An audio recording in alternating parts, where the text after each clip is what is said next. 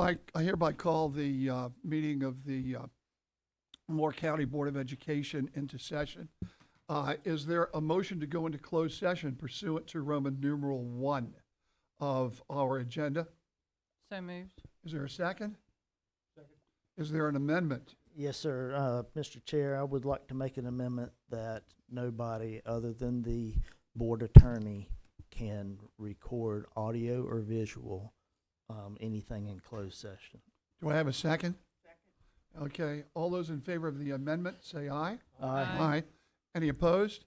The amendment's carried. All those in favor of the amended motion to go into closed session, say aye. Aye. Any opposed? We'll go into closed session so that the public will understand. We will be back about 5:30. 5:30. We're going to be going into closed session to talk with our attorney and do the other matters which are listed in the agenda for closed session. Thank you.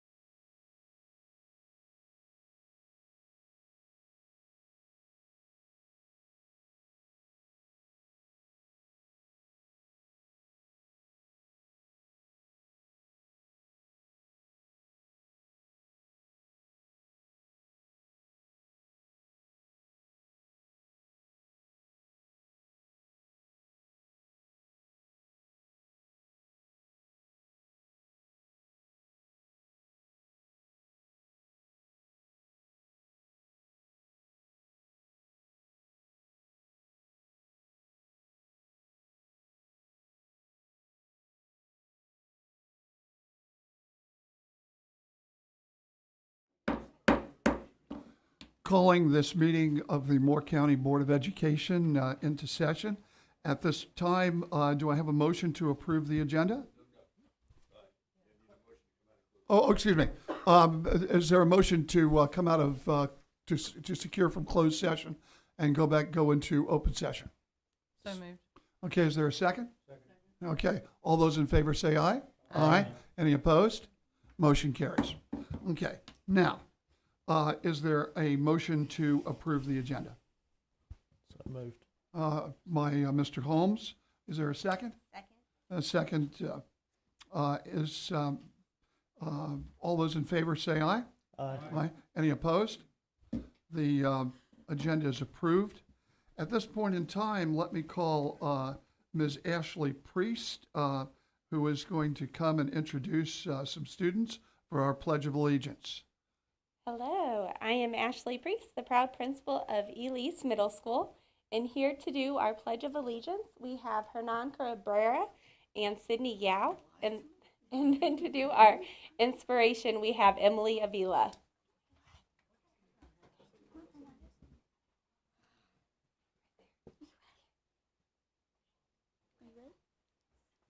Whenever you're ready, we're ready. Ready? You put your hand over your heart. Hand over your heart. You got this. You ready? Yeah. You good? I hope. Hi. Come on here. Ready?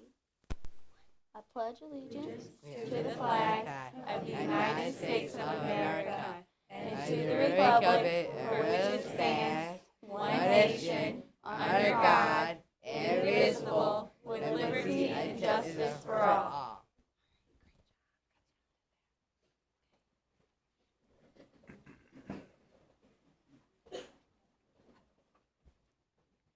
Hello, my name is Emily Avila, and I'm a 6th grade student at Elise Middle School. I am very happy to be able to speak with all of y'all this evening. As it is now February, I wanted to remind you of goals for the new year. My personal goal is to do well in 6th grade and make it to 7th grade. While it can be challenging, I have promised myself not to give up. Research shows that 23% of those who make goals or resolutions for the year quit them by the first year, and only 9% of Americans reach their goals completely. The second Friday in January is also known as Quitter's Day. Anyone can reach a goal, but you'll never reach it if you don't give it your best effort.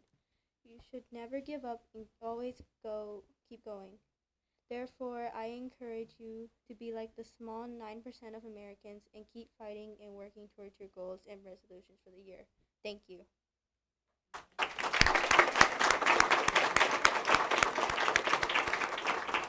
And thank you very much to Elise Middle School, and thank you, Emily, and thank you, Herman, Cindy Howe. So do we have something for them, or are we going to wait? Yes, I think we have something for you.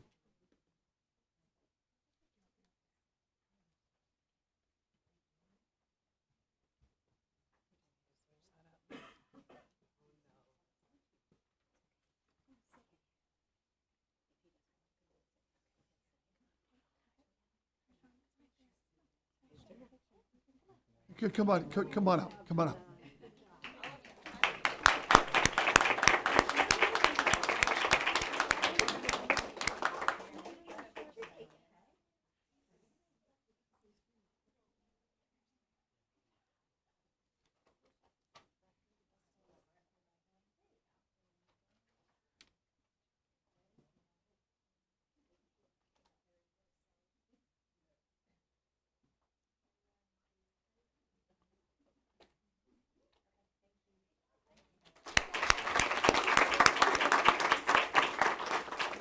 Thank you so very much.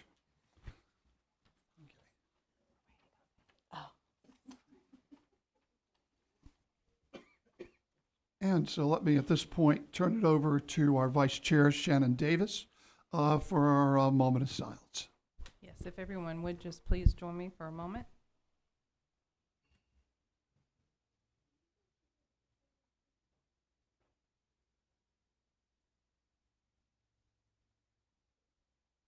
Thank you. Thank you. Okay, now we have some recognitions. So for that, let me turn it over to our Director of Communication, Charles Batchelor.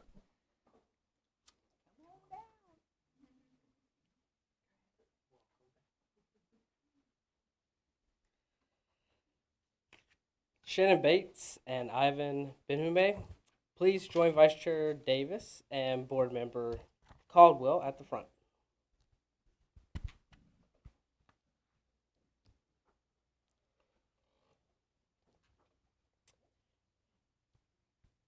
Ms. Bates is this month's Engage, Inspire, Succeed Certified Staff Honoree for Elise Middle School.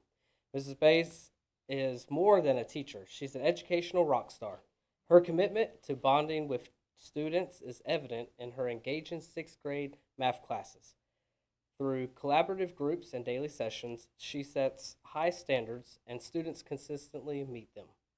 Recognized as a standout leader by colleagues, Mrs. Bates also actively supports students outside the classroom, attending post-school events with enthusiasm. Elise Middle School is grateful for her invaluable contributions. Mr. Benhume is this month's Engage, Inspire, Succeed Support Staff Honoree for Elise Middle School. Mr. Benhume is our ISS coordinator, exceeds his role's expectations, embracing additional responsibilities and collaborating with the MTSS team. He actively engages in PTO meetings and after-school events, benefiting EC students with a reading program. Inside the classroom, he provides invaluable support, addressing behavioral and academic concerns and stepping in during substitute shortages. His assistance as a translator further enhances our community. Elise Middle School extends deep gratitude for his exceptional contributions. Will members of the Bates and Benhume family and Principal Priest please stand and be recognized.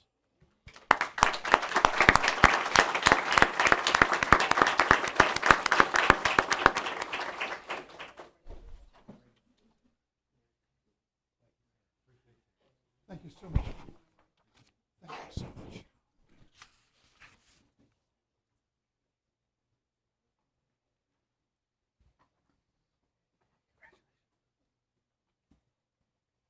Ricky Dunn and Stan Swell, please join Vice Chair Davis and Board Member Caldwell at the front.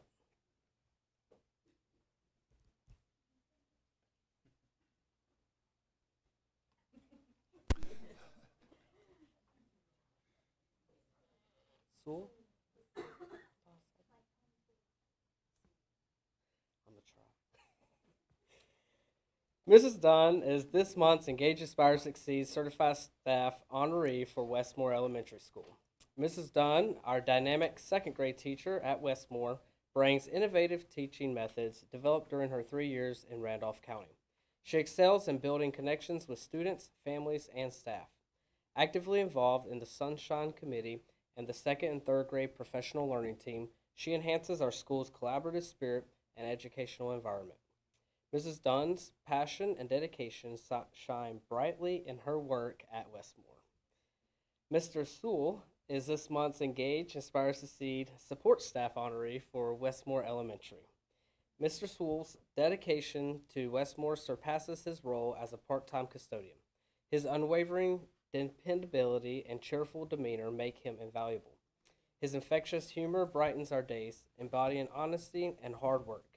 A proud graduate of Westmore and Northmore High School, he actively engages with our tight-knit community, coaching various sports and involvement in the PTA during his children's time here. He leaves an indelible mark on our school spirit and camaraderie. Will members of the Dunn and Sewell family and Principal Kennedy please stand and be recognized.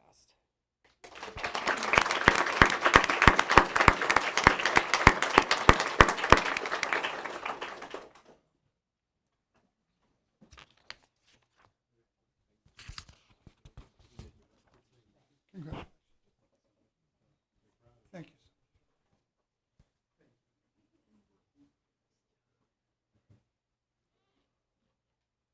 Michael Copeland, please join Vice Chair Davis and Board Member Caldwell at the front.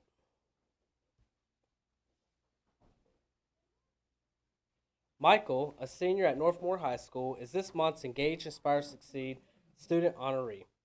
Michael actively participates in Northmore's Student Government Association, holding the role of student body treasurer. He's also a dedicated member of the Minority Empowerment Club. On the sports front, Michael shines as a defensive back for the Mustangs varsity football team, earning all conference honors. Additionally, he excels as a guard and forward on the varsity men's basketball team and contributes to the track and field team. Beyond his athletic achievements, Michael stands out as a person of great character, earning respect and admiration from peers and staff alike. He epitomizes the Mustang Way values of respect, responsibility, and integrity. Following graduation, he aspires to pursue a college education focused on business and entrepreneurship. Will members of the Copeland family and Principal Patterson please stand and be recognized?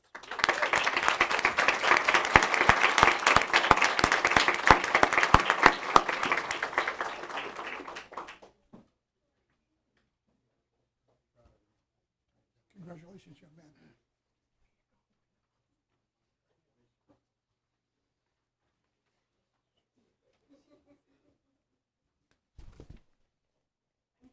This month, we have a few additional recognitions. Charlie Keegan, please join Vice Chair Davis and Board Member Caldwell at the front.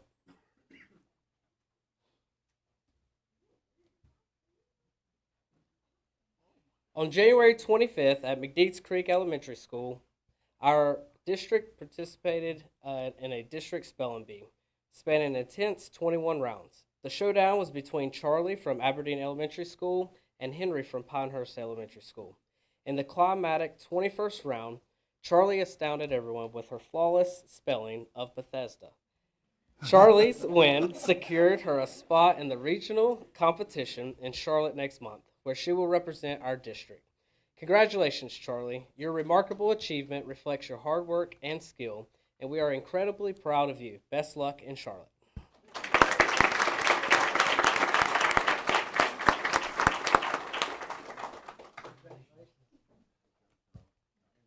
Congratulations.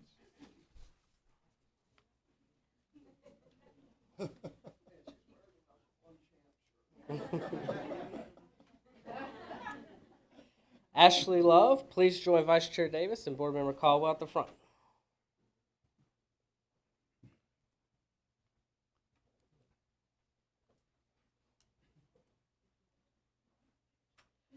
Congratulations on your recent career achievement of completing the North Carolina Association of School Business Officials, also known as NCASBO, Certified School Business Director Program.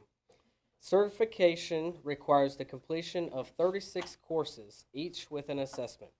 The curriculum consists of courses in accounting, financial planning and budgeting, financial reporting and auditing, law and legal responsibilities, and business and personnel management. The NCASBO Academy focuses on developing future school business leaders. Your accomplishment will help Moore County schools improve the quality of our school business procedures. You are truly a great asset to Moore County schools, and we thank you for your commitment to exemplary work, and we celebrate your success. Will members of the Love family please stand and be recognized?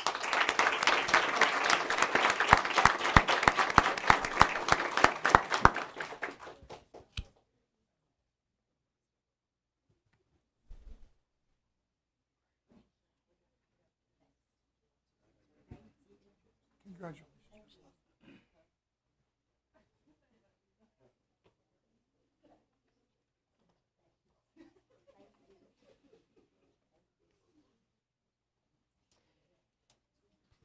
Holly Benedict and Jessica Simmons, please join Vice Chair Davis and Board Member Caldwell at the front. While they make their way down, I'd like to note Julie Blue is also a recipient of this award, but was unable to be here with us tonight. Her certificate will be presented on behalf of the Board of Education at a later date. Holly Benedict from Union Pines High School and Jessica Simmons from New Century Middle School recently earned their National Board Certification. Teachers who achieve this recognition are regarded as among the best in the nation. This year, Moore County Schools celebrates 3 teachers who achieve initial certification. The certification process can take up to 5 years to complete and includes a detail-oriented portfolio with artifacts, student samples, and analysis. Additionally, certified teachers must pass a test that demonstrates their depth of content knowledge. Will members of the Benedict and Simmons families please stand and be recognized? Congratulations.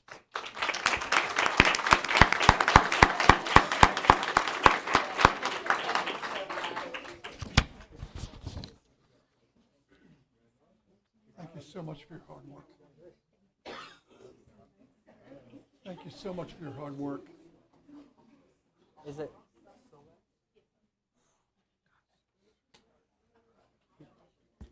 You're next. Celeste Smith, please join Vice Chair Davis and Board Member Caldwell at the front. Again, I'd like to note that Linda, Jillian, Shauna, Elizabeth, Jessica, and Joseph are also recipients of this recognition, but were unable to be with us here tonight. Their certificates will be presented on behalf of the Board of Education at a later date. Celeste from Carthage Elementary School recently renewed her National Board certification. The initial National Board certification is valid for 5 years. After that, teachers must undergo a renewal process. Teachers create and submit a profile of professional growth, which demonstrates how the teacher's practices continue to align with the 5 core propositions of the National Board standards. This year, we are excited to have 7 teachers who have achieved recertification. Will members of the Smith family please stand and be recognized? Congratulations.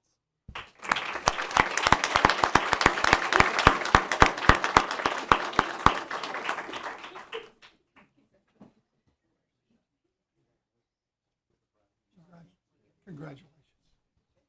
This concludes the recognition portion of tonight's meeting. Thank you. Okay.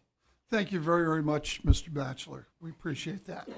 At this point, Dr. Locklear, I believe we have a presentation of future-ready occupational course of study.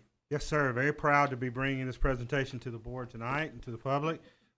Ms. Marcy Cooper, our Director for Exceptional Children's Services, is going to do the introductions.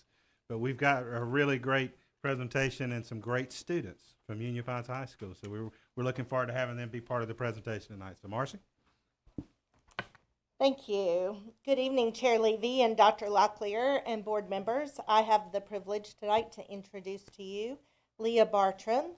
Leah is our EC secondary specialist and works with our middle and high schools, and she will introduce to you tonight's program highlight. Good evening. Thank you for allowing us to present an overview of the occupational course of study. I'd like to introduce my team from Union Pines, Mr. Brandon Reynolds, who's the lead OCS teacher, and 2 of our students, Mr. Robert Nakata and Mr. Evan Cates. And I'm going to let them take it away. Come on up here, guys. Y'all are the show. Y'all coming up here. All right. So my name is Brandon Reynolds. I teach OCS at the Occupational Course of Study at Union Pines High School. I'm honored to be here on behalf of all my students, but 2 of my students here, Evan Cates and Robert Nakata. Kind of, when we say OCS, we have a lot of acronyms in education, and what exactly does that mean? The future course of study, occupational course of study, is one of 2 that students with disabilities may complete with a high school diploma.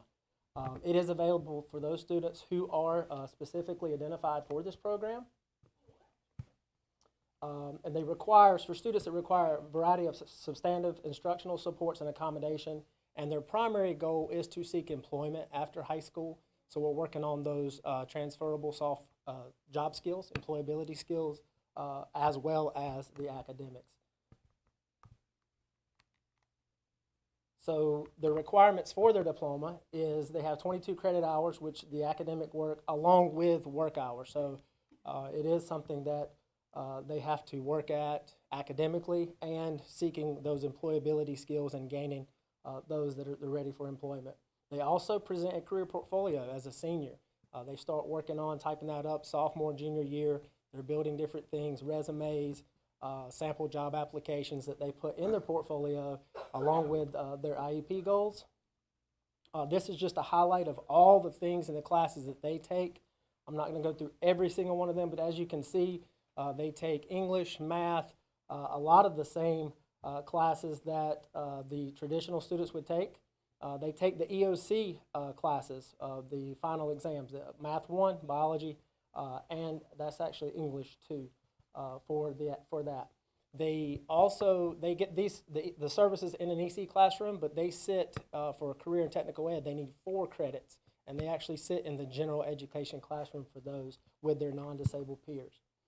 As far as work hours, They start out doing jobs and activities, I call them activities, but jobs and different tasks around the school so they can gain those skills in a comfortable environment, and we kind of work our way up to community-based. Their third year in the program, most of the time, traditionally third year, we go out to different community-based job sites and learn how to train with those skills that we've kind of learned at school and kind of advanced.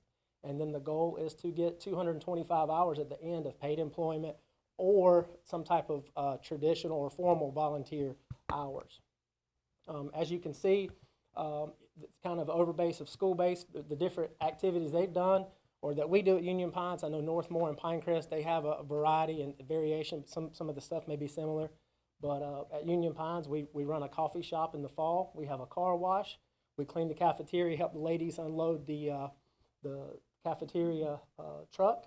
We also help out the athletic director as needed with different athletic events. And we also do office work, sorting pencils, papers, anything that we can teach the employability skills through. Here we were making some candy machines to sell in our enterprise. So we're learning how to run like a small business, steps with that. Some of our community-based job sites and our partnerships here in our community that's been so grateful to work with us at Union Pines, at the Humane Society, Parks and Recreation, Golf Course, Wood Lake, and Longleaf, Sand Hills Food Bank, Cypress Point Fire Station, the movie theater, and Cooper Ford. So they've been great helping us. Here's some other pictures with landscape, yard maintenance. Right here, these guys were sorting all the youth athletic equipment right here at Hillcrest, which is just a great way to be involved in the community. And the guys at the Parks and Rec are they're so thankful. And then we are thankful because we get to work on those job skills, and then the kids have all their equipment sorted out for the season. Again, working on the golf course, here working together at the food bank, the Humane Society, the fire station, and these are just a couple of the places in the last 2 years that we have had students that have had either part-time or full-time employment. Pizza Hut, More Humane Society, Subway, the Restore Warehouse at the Habitat, the Piggly Wiggly, and Hardee's. So those are all jobs that we know. We've also had some that have gone on to take some classes at Sandhills, but this is primarily their jobs. Okay. So one of our highlight here is Mr. Evan Cates, and I'm going to let him talk a little bit about his, but he's a senior graduating class of 2024. He's ready to walk the stage, and he transitioned over to OCS his junior year, and he started his part-time employment. Evan, I'm just going to let you tell him a little bit about the OCS program and what it means to you.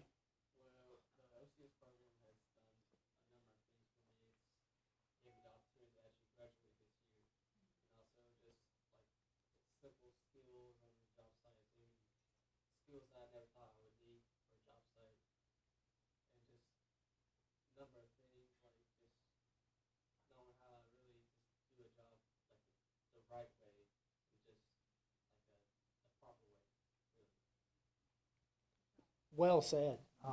This young man, if you imagine being in class and being in his shell, larger class settings, come over to our program, and he shines like a star. He's had confidence, and he's just an absolute young man, and so proud of him. Robert Nakata, class of 2025. He is a 3-year football team manager. But more than that, he is a rock star in my class as well, and he's a junior. He's currently in that 3rd year going out to community-based job sites. So Robert, tell them a little bit about right now. We've just kind of started the new semester and going out, but tell them a little bit about maybe your favorite job and kind of what you want to do. So far right now, we've only gone to a couple of them.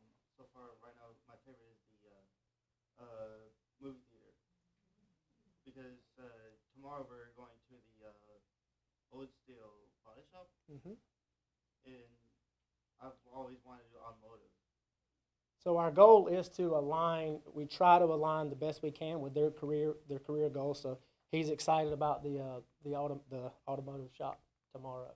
Okay, we'll conclude here with a quote from one of our parents. So my son's autistic, has struggled in middle school and early high school, ready to drop out before enrolling into the OCS program, and has changed his whole outlook on school and life. I think more importantly, just having that confidence in life.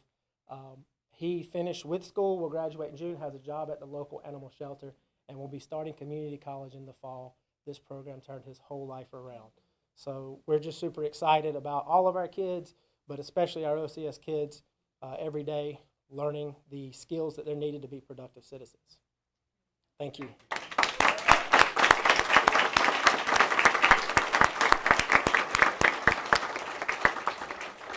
I wanted to tell you, thank you so much for what you do.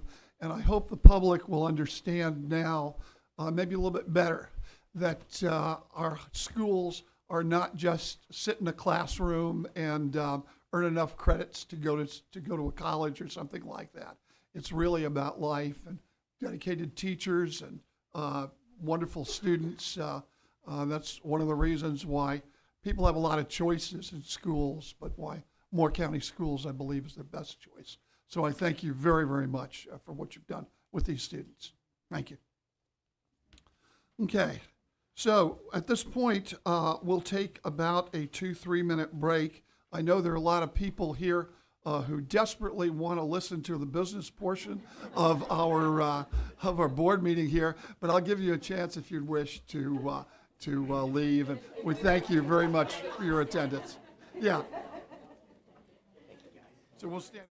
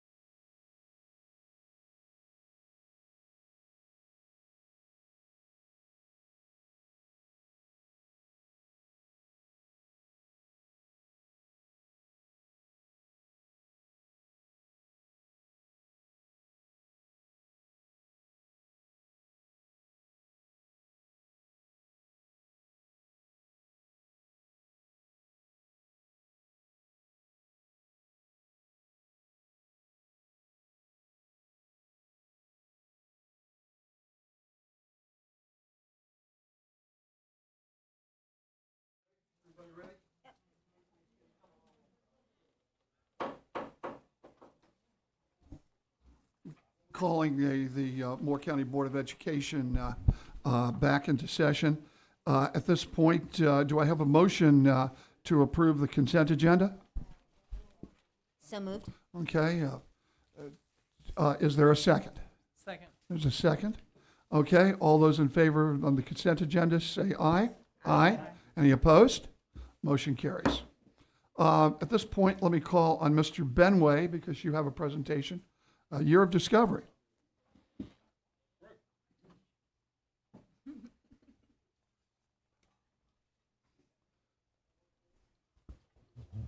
Caught me eating a piece of candy there, sorry. For the past year, myself and Pauline Bruno have been visiting all of the schools, all of our brick and mortar schools, as well as our recent visit to the to Mr. Swafford's school over there, the Blend Ed and the Connect School. Over that course of time, first of all, we were welcomed in each and every school. It's been a great experience. We get to know the teachers and the principals, and I get to understand what goes on down there where the rubber meets the road. So we decided to pull together a little briefing, kind of an overview of some observations and conclusions that we made, or I made anyway, over the course of that year. All of them were open to debate, and the primary reason for doing this is to open the conversation of how we're going to recover from the decline in academic performance. That's our main mission, is my view, and that's what we're going to focus on. These are the areas I want to hit at the course of this briefing: problem statement, where we've been and how we got here, where we stand now, some strategic choices, and some key points.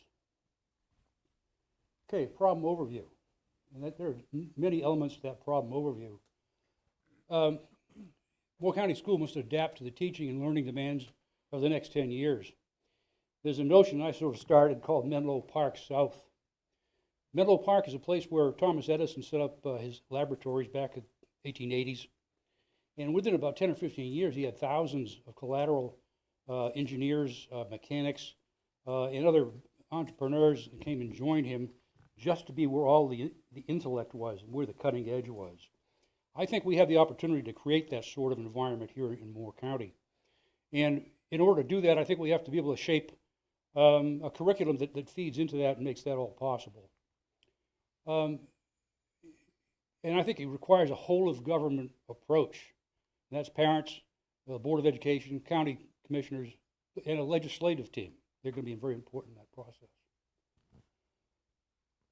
I think we're kind of hostage to a 20-year General Assembly, State Board of Education, and DPI failed vision. Whatever that vision was, I think we've lost track of what that was. And we're working with kind of a failed, what I think is a failed business model. We've become experts at remediation after our stretch of COVID, and we're tops at remediation. We've seen some amazing things happen over the course of the last year. Pauline and I were lucky enough to be visiting as remediation kicked in, and the principals stepped up to the plate, got buy-in by their teachers and everything, and did some amazing things in remediation. However, remediation is not a strategy. Remediation is a fallback position. I think what it boils down to is our main task is to optimize teaching to maximize learning. And you start unpacking from there, and it's pretty extensive. I think we have the talent right here in Moore County to be able to achieve those goals in teaching and learning. We're blessed with the talent, the pinnacle of professionalism, to be more autonomous than we currently are. We're kind of stuck, and I'll show you an illustration of that. We're kind of stuck in an autopilot kind of a mode, continuing downhill in terms of performance. And I think we can fix that. But it'll take the internal efforts, I think, here to do that. Because we're the ones who are really interested in what we do, not folks in Raleigh. They know we're out here. We're one of 100 other counties. So what happens here is most important to us. Uh-oh. Charlie.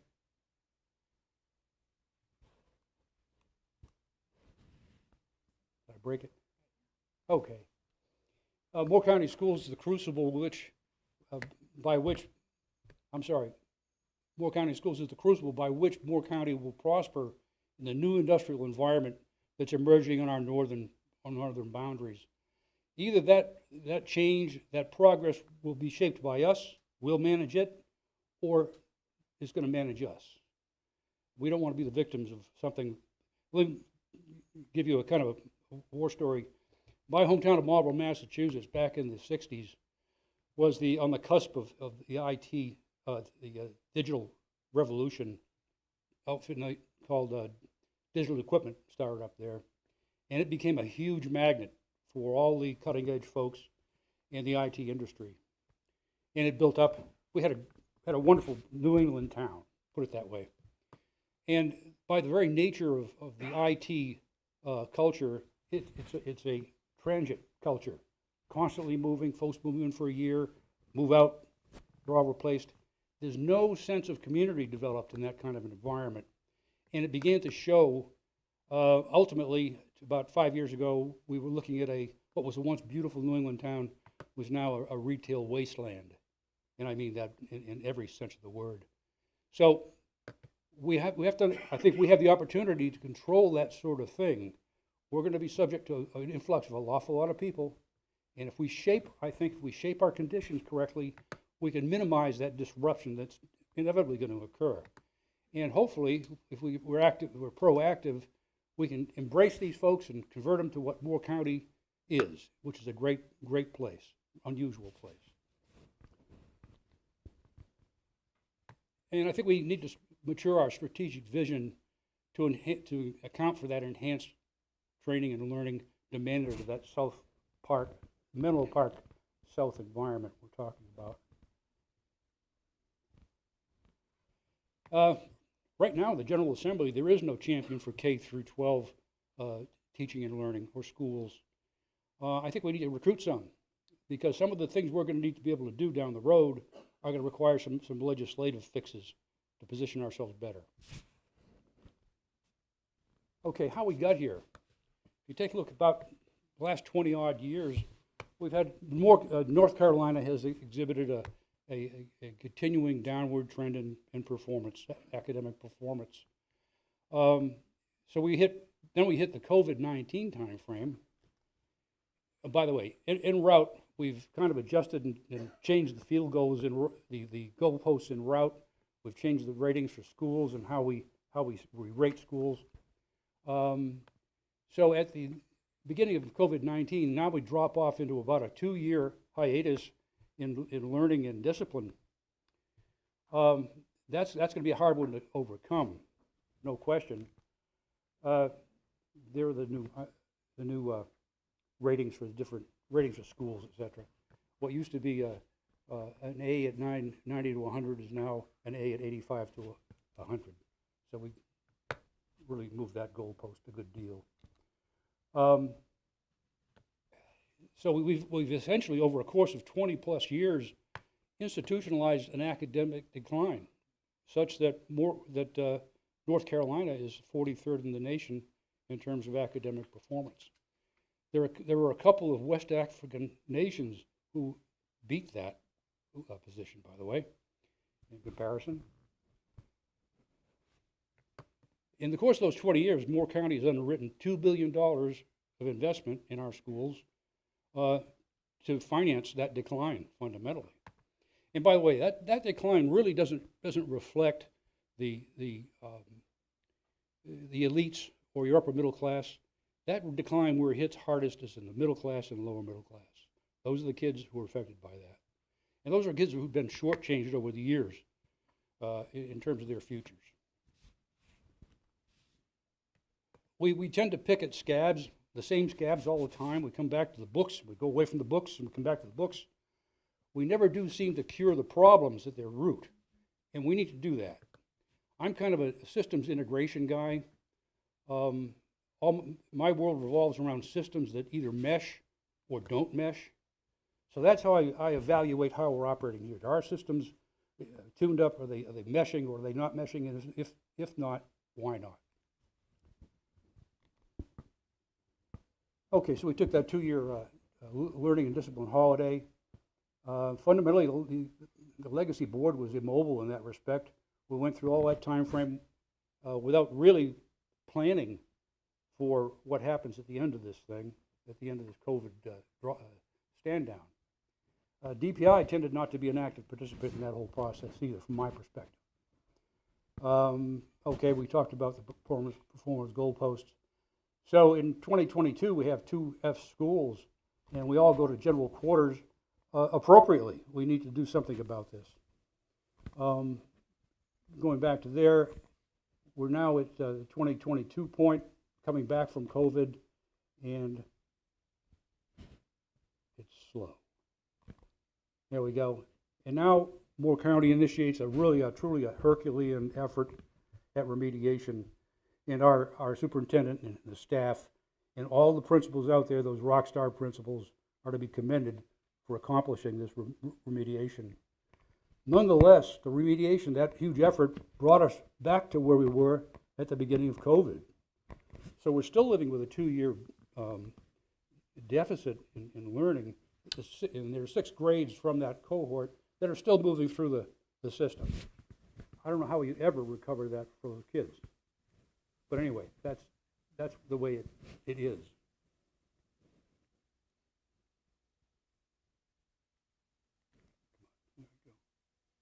Superintendent board.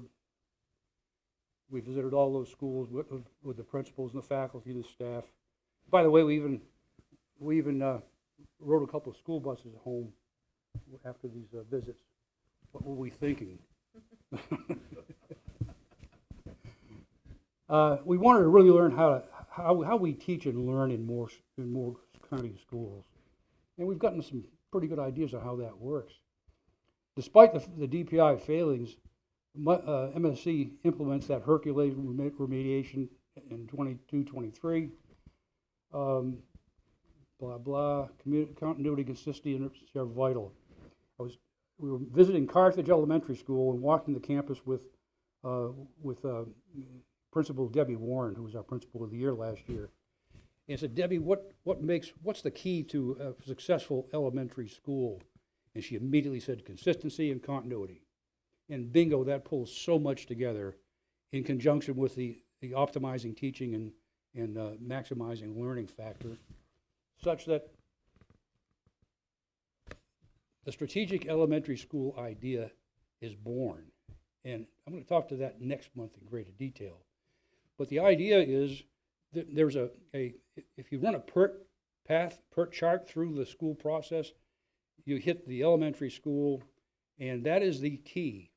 That is the key where the kids are most responsive, most receptive to learning, most receptive to discipline. It's an ideal situation, and the longer you can prolong that consistency and continuity, I think the better off you are. And ultimately, I guess the bottom line is the strategic school opens the gateway to success or failure. We have the potential, without bringing in many more resources, to make that elementary school experience bomb-proof.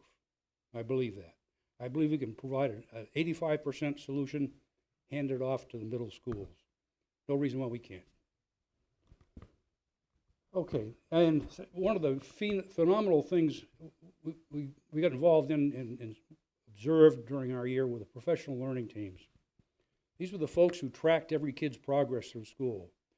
One of the stopped at McDeed's Creek was the first place you saw it. Walked into a classroom.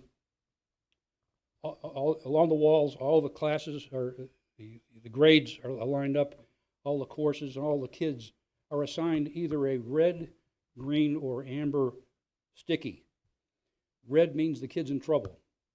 Amber on the edge, and green good to go. Twice a week, that PLT, that group of teachers would meet and track every one of them. So each kid got a look twice a week. Couldn't hide, couldn't get lost. When there was a problem, they would analyze what the problem was. They would decide among them who was the best adept at addressing that problem, and then form a task organization around that.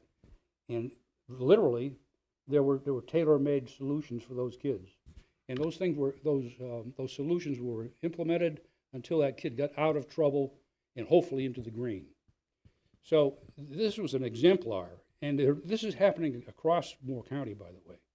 It just happens that McDeed's Creek was the first place I ran across it and really stuck in my mind. there were teams at the same time that went out from the headquarters here to help those schools out. So it was a tremendous effort. Really proud of the professional performance of everybody. We were able to capture some best practices out of that, and hopefully we can institutionalize those best practices, make them common use. Each child was attracted. As I said, I explained the green amber situation, and as I said, it was pretty hard for those kids to hide or become lost. So this is a great system. It's a great process. One of the other things was learned in the process, however, was that not only were there remedies, but you were able to look back and see what was the shortfall that caused that problem to arise to begin with. So now you were able to improve the front end, if you will, the due course teaching aspect of this thing via the professional learning teams. And some conclusions. Task 1 is to optimize teaching and maximize learning. That's my task 1 as far as I'm concerned. Everything we do, every decision we make, I believe we need to view through the lenses of optimizing teaching and maximizing learning. Remediation, good, but it's not a strategy. Elementary and middle school transitions are very challenging things. You get a 10-year-old kid coming out of a nice, warm, fuzzy place where he's had continuity and consistency, gets yanked out, puts on a bus, and sent across the county to another school where it may or may not be a warm and fuzzy place to arrive at, just the way things are in school. So there's some, I think the middle schools or the receiving schools ought to be the driver on how that transition takes place. And I know there's a lot of efforts going into smoothing those transitions out among our various levels of school. Student dress and permissiveness. I know it's a touchy issue. I think we have a choice between an elevated learning culture and what I consider to be a prurient, sexualized environment.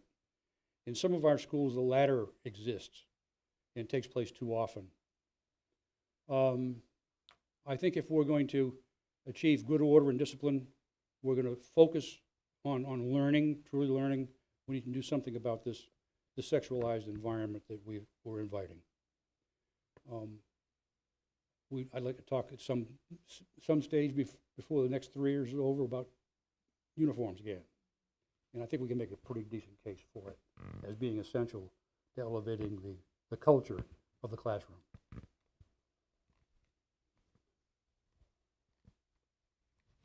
There we go.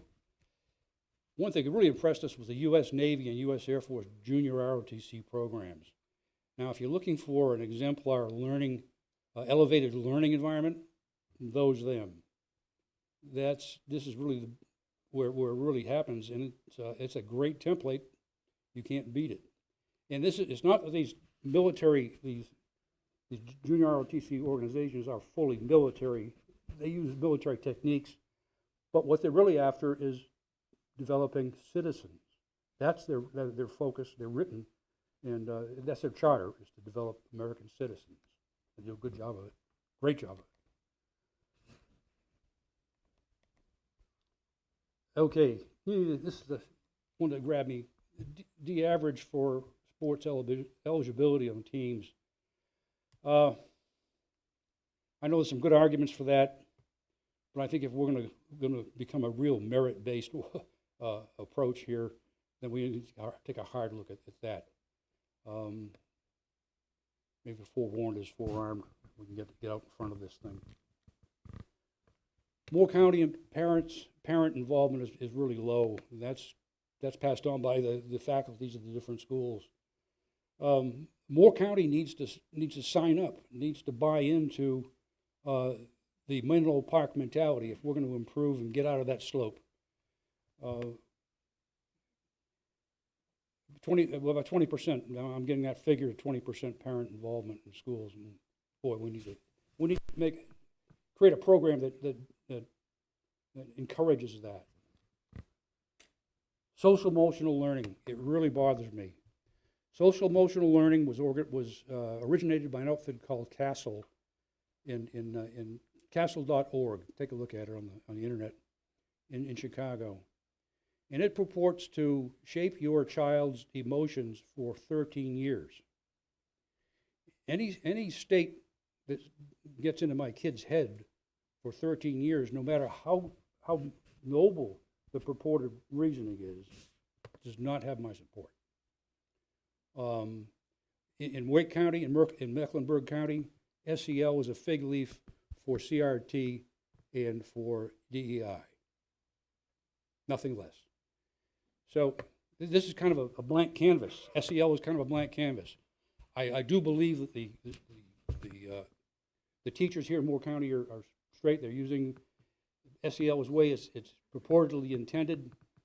But really, what it's doing is establishing a state-level morality. We never say the word moral because work for the state can't do that. So we've got to really take a hard look at SEL. Couldn't hear me? No, static. Oh, thanks. By the way, Bill Gates donated $1.3 million to Castle, the outfit who runs SEL, last year.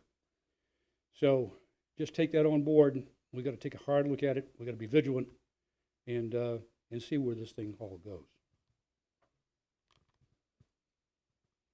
The strategic elementary school, and maybe strategic community school, K through 8, who knows, enables middle and high school excellence. And we're going to examine that in greater detail next month.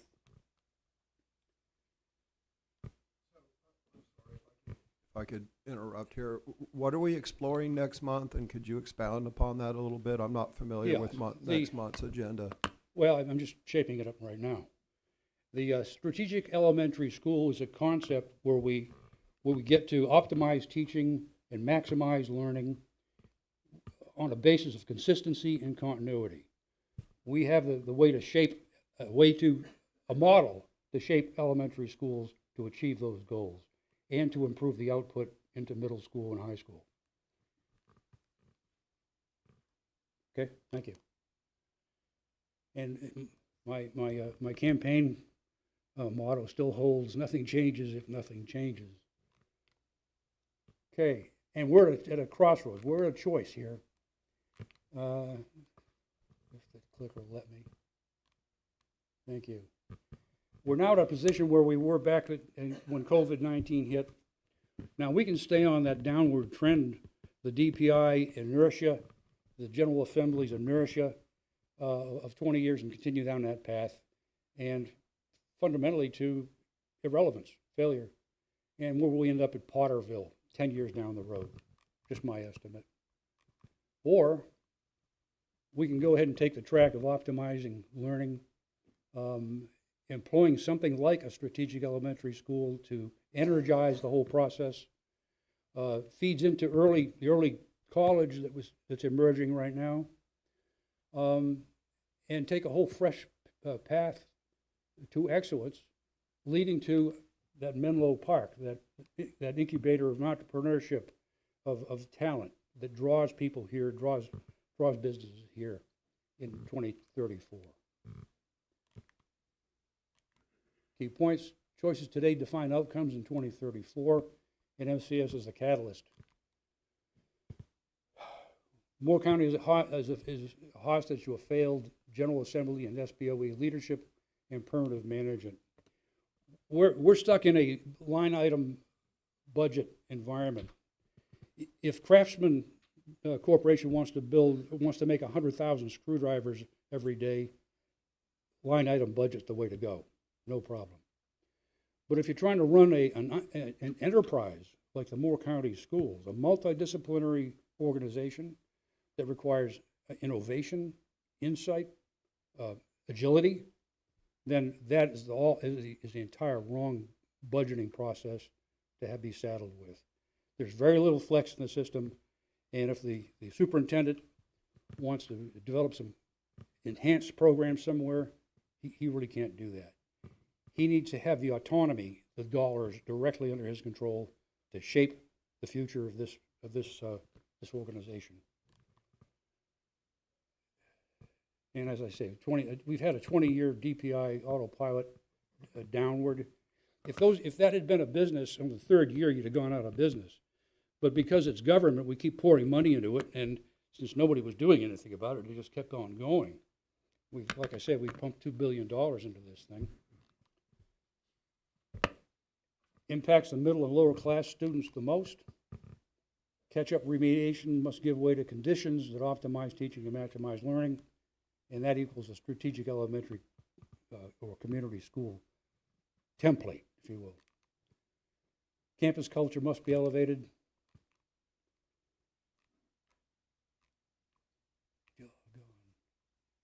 Charlie, you need to DX this. Okay, Moore County must take charge of its educational destiny. We're going to need some help from the legislature to be able to do that, but we need to be able to do that. We've got the talent, we've got the spirit, we've got the interest here in Moore County to make something out of that. Next time, the Strategic Elementary School. Look forward to it. Questions? Are there any comments from the board? I have some questions, if you have any questions, Stacy. I'm not sure. By the way, before you do that, I just Yeah. want to make sure everybody understands. This is Mr. Benway's presentation, it's Mr. Benway's opinion. It is not necessarily the opinion of the board, although we're kind of a professional learning team here, and it's always good to get some learning among all of us, because I'm learning things from this, so I appreciate it. But just to let you know that this is not necessarily the opinion of the board, but is a presentation of Mr. Benway. Go ahead. We're going to point the board as best I can in that direction. Anyway, Okay. please. So I have some questions. I have actually one big question, but I just got a couple random things to throw out. Charlie, if we could go back one slide, please. First of all, as I did in the work session, I take issue with your comment that there are no champions in the General Assembly for kindergarten through 12th grade. That's not correct. Show me Because one. I'm sorry? Tell me when. Well, Tom McGinnis our own senator, started his career at a school board in Anson County, and he's on the school committee, and he moves mountains. Every time I've ever called him and asked him to do something for the schools that was reasonable, he got it done. He got funding for this high school thing. There's all kinds of advocates at the General Assembly. I believe there are. We just haven't teamed with them well enough. Well, sure. I mean, you can we talk need to do about that. whether Mr. Dennison was effective as a legislative liaison or not, but that's a different issue. But there are plenty of advocates. Again, I pointed that out in the work session. Well, let me comment on that just a second. Sure, yeah. I'm not pointing fingers at people. I'm pointing fingers at a system that's got an awful lot of inertia that's detrimental to us. Well, sure. That's I mean, that's my focus. I pointed out Senator Berger's, the president of the Senate, his own policy fails the children, every single public school student in this state by his, receiving campaign contributions for, keeping the school calendar the way it is to the detriment. Sure, there's examples of that, but I'm just commenting on your blanket statement that there are no, because there are clearly kindergarten through 12th grade advocates. The other thing that I would say before I get into my question is almost every single thing you put up there, I mean, it's easy to blame, and I'll give examples here in a minute, but it's easy to blame higher headquarters. Oh, that mean DPI, that mean General Assembly. Look, I have contempt towards the bureaucracy just like any other thinking individual, but almost everything that we have here, and I'll show this in a minute, is a self-inflicted wound by the local school board. Local school boards have much more autonomy. We could set our own curriculum. We don't have to listen. We have to listen to very little what DPI says as far as curriculum goes. So as I'm going to show in just a minute, most of what has happened in Moore County schools and the educational failure has been self-inflicted wounds. But first, my question is on this slide. You have this somewhat linear downward trend starting in 2000, and then it continues downward. Do you have any empirical data to back that up? No, just history. Just Okay. history and the inertia behind that history. History with Moore County or history History with just North Carolina. Okay, well, I'll tell you what happened in Moore County schools because I'm looking at a chart right here that I prepared. I went back 20 years. And actually, up until 2015, Moore County had very, very consistently decent performing schools. For example, in the 2016-2017 year, we had 10 B-rated schools, 7 C-rated schools, 3 D-rated schools, and 0 F-rated schools. That's the fact. And if you go back 15 years prior to that, it's pretty consistent. And, you know, the school board was made up of local names, you know, the Camerons and this and that, people that, you know, long-term citizens here that everyone here would recognize. And then what happened, and this is why it was self-inflicted, and I will give you very concrete examples as to why it was self-inflicted. In 2016, as everyone knows, there's what I call the coup of the school board, where they tried to fire a previous superintendent who may or may not need to have been fired, but the bottom line is they did it incorrectly. You know, there's a right way to do stuff and there's a wrong way to do stuff, and they did it incorrectly and they broke a few laws. And there was a coup of the school board, and the school board, the other side took advantage of it, and the school board took a hard turn to the left. And in 2017, actually 2018, that's when Moore County Schools adopted a very woke strategic plan. Nobody from DPI or the General Assembly or the evil Secretary, you know, Department of Education mandated that Moore County Schools implement a strategic plan that put identity politics and wokeism over academic success and merit. And then so from 2018 until 2022, which I will 100% concur was the rock bottom of Moore County Schools academics, we went from 10 B-rated schools. Those were replaced. Our net gain, or actually loss, from 2018 to 2022, as a direct result of that failed strategic plan, was -5 B-rated schools, +2 F-rated schools, +1 D-rated school, and +2 C-rated schools. So the most important thing of solving any problem is correctly identifying the root cause of it. And yeah, I've got all kinds of problems with the bureaucracy and the inefficiencies and waste, but the bottom line is nobody held a gun to the previous school board's head and asked them to implement this failed woke strategic plan. And, you know, you mentioned social emotional learning. Look, my first thought when I heard that, I had the typical knee-jerk reaction like everyone does. And then, you know, I talk to the professional educators and I find out, oh, okay, it's not horrible, but you hit on something. When you said Wake County, it's used, you didn't use stalking horse, but you said, you know, its implementation is whatever you said. And that's correct. Different school districts can choose to implement social emotional learning, and they can have a whole, you know, Trojan horse and drive all kinds of crap. That's kind of what was happening in Moore County schools, but the voters spoke up and, you know, we put an end to that. You know, you talked about the transition from, I'll bring this up too, you talked about the transition from elementary school to middle school. That's another 100% self-inflicted wound because, you know, Ms. Caldwell will remember, the previous board went through a school reassignment plan, and they intentionally broke the feeder. They intentionally broke the feeder system. So used to be Southern Pines Elementary all went to one middle school. Used to be Pinehurst Elementary all went to one middle school. But looking here at this map, under the last school reassignment plan, in order to achieve the woke goals of the now failed strategic plan, they broke the feeder system. You know, half of Southern Pines Elementary gets bused all the way up to Cranes Creek, and half of it goes to their community middle school. That adds to the stress. I mean, you know, evidently transitioning from elementary school to middle school is difficult enough, let alone you split the whole cohort up.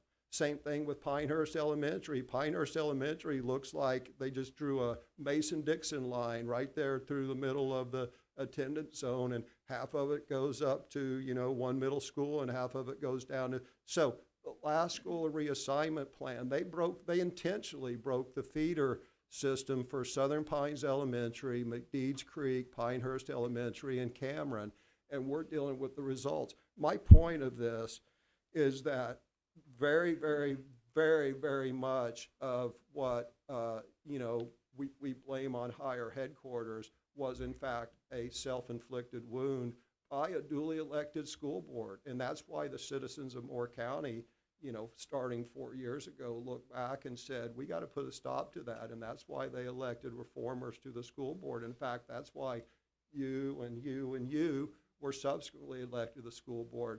And I would contend that the first steps, 85%, maybe 90% of what was needed to do to fix this was done long before you were sworn in. That is replacing the failed strategic plan.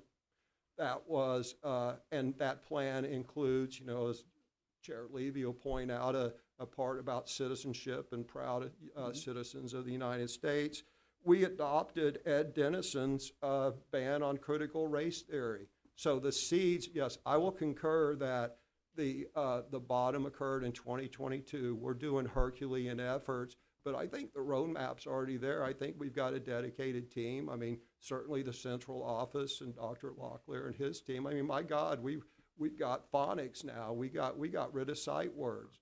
So again, it's very important that we understand the core cause of this and what we can affect, and we can affect a lot more. Our fate does not hinge upon what happens in Raleigh or the DPI or the North Carolina. I think we're in violent agreement in a lot of these things. Yeah. But what I'm saying here is we need to, I talked about the systems that need to those conditions that need to be established. I think we need to lock those sorts of things in so that many of the shortcomings that we've experienced here locally can be avoided. Well, sure, and we've got that. We've got all kinds of experiments. We can improve on that. We've got the principal in Pinehurst Elementary who's intensely focused on her reading program. We got the Eads Creek team building. We got. I'm not contesting that whatsoever. Right. What I'm saying is that we need to institutionalize these things, and we're running late. I'm sorry. Okay, yeah, I was gonna say, Well, why anyway, why don't we move Thanks. on? Thanks very much. Okay. Thank you very much. Now, I believe we have next on the agenda an announcement of settlement for Mr. Schwartz. We have two cases involving Moore County Schools and the retirement system in a combined settlement that has now been effected. So this is the announcement of that settlement. The case captions are very long. I'm just going to give the numbers. It's 19 CVS 007084 in Wake County Superior Court and 21 CVS 10201 in Wake County, which is the latter of which is part of a consolidated appeal in the North Carolina Court of Appeals with the case number COA 23686. As part of the settlement, the Retirement Systems Division of the North Carolina Teachers and State Employees Retirement System will grant a credit of $15,774.68 to the Moore County Schools, essentially refunding 50% of a retirement assessment that was paid by the board, and the board will not be liable for any further contributions arising from the employment of the retiree at issue in this case. And the parties have agreed to drop all other causes of action and claims in both of these actions. So these cases are now resolved. Okay. Are there any questions or comments by the board? Hearing that, thank you very much, Mr. Schwartz, and thank you once again for your hard work and the work of your firm. I must say this was Tharrington Smith that was still handling this. So I'm just reporting. Okay, all right. Thank Well, you, though. I appreciate well, it. thanks to Farrington Smith. But you oversaw that, so that's important. At any rate, so at this point in time, let me go to our Vice Chair, Ms. Davis, with a public address. Yes, we do have 3 speakers this evening. I'll just remind you, we've got 3 minutes. The timer will be up on the screen. Ms. Amy Dahl, Ms. Joanne Lasapio, and Mr. Tom Lasapio.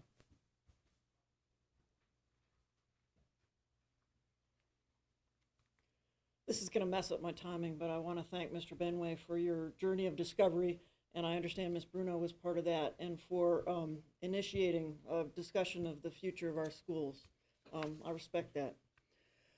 So good evening. I was excited last month to hear the words teacher retention from Ms. Bruno, and I met Ms. Bruno on Saturday and told her I plan to share my thoughts on what is needed.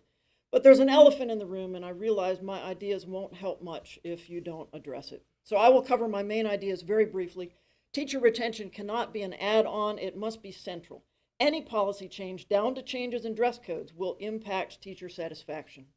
Things teachers care a lot about are good leadership, latitude to use their professional judgment and expertise, freedom to support students, and time to plan lessons. I could talk for the next 3 months about why lesson planning and time to do it are critical. But now let's look at this elephant. An issue that bears heavily on teacher retention is what teachers can expect from you. The best predictor of future actions is, of course, past actions. And just about the first thing you did when you got control of the board grabbed teachers' attention. You forced out 4 of our colleagues, supposedly for school letter grades. Let me tell you how teachers view that. Most of us knew 1 or more of these colleagues well because of the way Moore County's process of principal development works. They start out as teachers, usually. Mr. Poole was a counselor at Vast Lakeview when my children were there. I remember I brought in a military friend to tell my son's 4th grade class about living in Japan. To bring the presentation to life, Mr. Poole agreed to don the samurai outfit.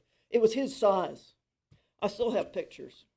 So Moore County Schools recruit strong leadership candidates from among staff, and they begin a journey of assignments to different schools, gaining perspective and building connections. The district invests training and mentorship. When they make it to principal, our colleagues accept assignments to the tough schools, schools where principals get paid less because of high poverty or low enrollment, and school letter grades that are pretty resistant to change. They accept these assignments because it is part of the process and because they are team players and it is a job that needs to be done. Following the pandemic, school letter grades fell statewide with the greatest impact on high poverty schools. But you got control of the board and used letter grades as a pretext to get rid of 4 of our most respected colleagues. And the way you did it, the standard in education is that if an employee is to be shown the door, it will be done in a dignified and professional manner, but not by you. Following the presentation of school improvement plans where you berated and humiliated our colleagues, teachers talked of practically nothing else. We could see that it was an intentional campaign and were saddened, but not surprised when our colleagues resigned.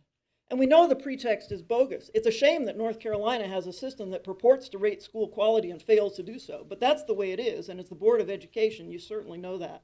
That you continue to tout what you did to our colleagues tells teachers they can expect more of the same. That you gave a bogus reason means teachers have no idea how to avoid becoming targets themselves. And this is the reason for the climate of fear in our schools. Thank you very, very much.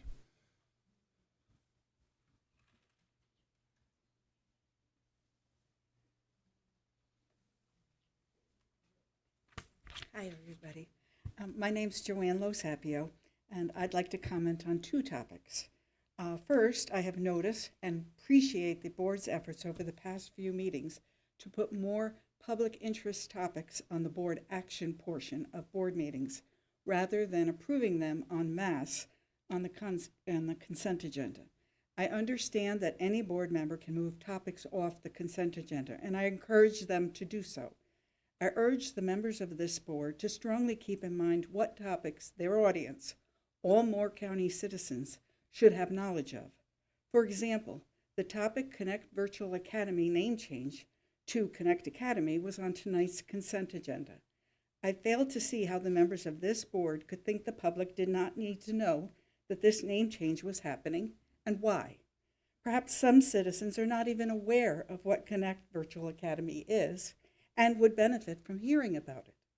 After all, one of the core beliefs of this board is to, quote, engage our parents and community in the education of our students. Engage community. Second topic. My husband and I have listened to many recent speeches by candidates for positions on the Board of Education. One candidate suggests purchasing computers with speech capabilities for the benefit of challenged students. I believe we already have computers with this capability. If so, this candidate needs to do some better research. Another candidate suggests our teachers are leaving, quote, in droves, unquote, because of this specific Board of Education. This candidate is implying that our teachers are mass exiting the Moore County system. and that their departure is directly related to the policies of this current board over the past 2 years. I don't believe this statement to be factual, but if it is, we should all be very concerned. If it is not true, this candidate is misleading the public.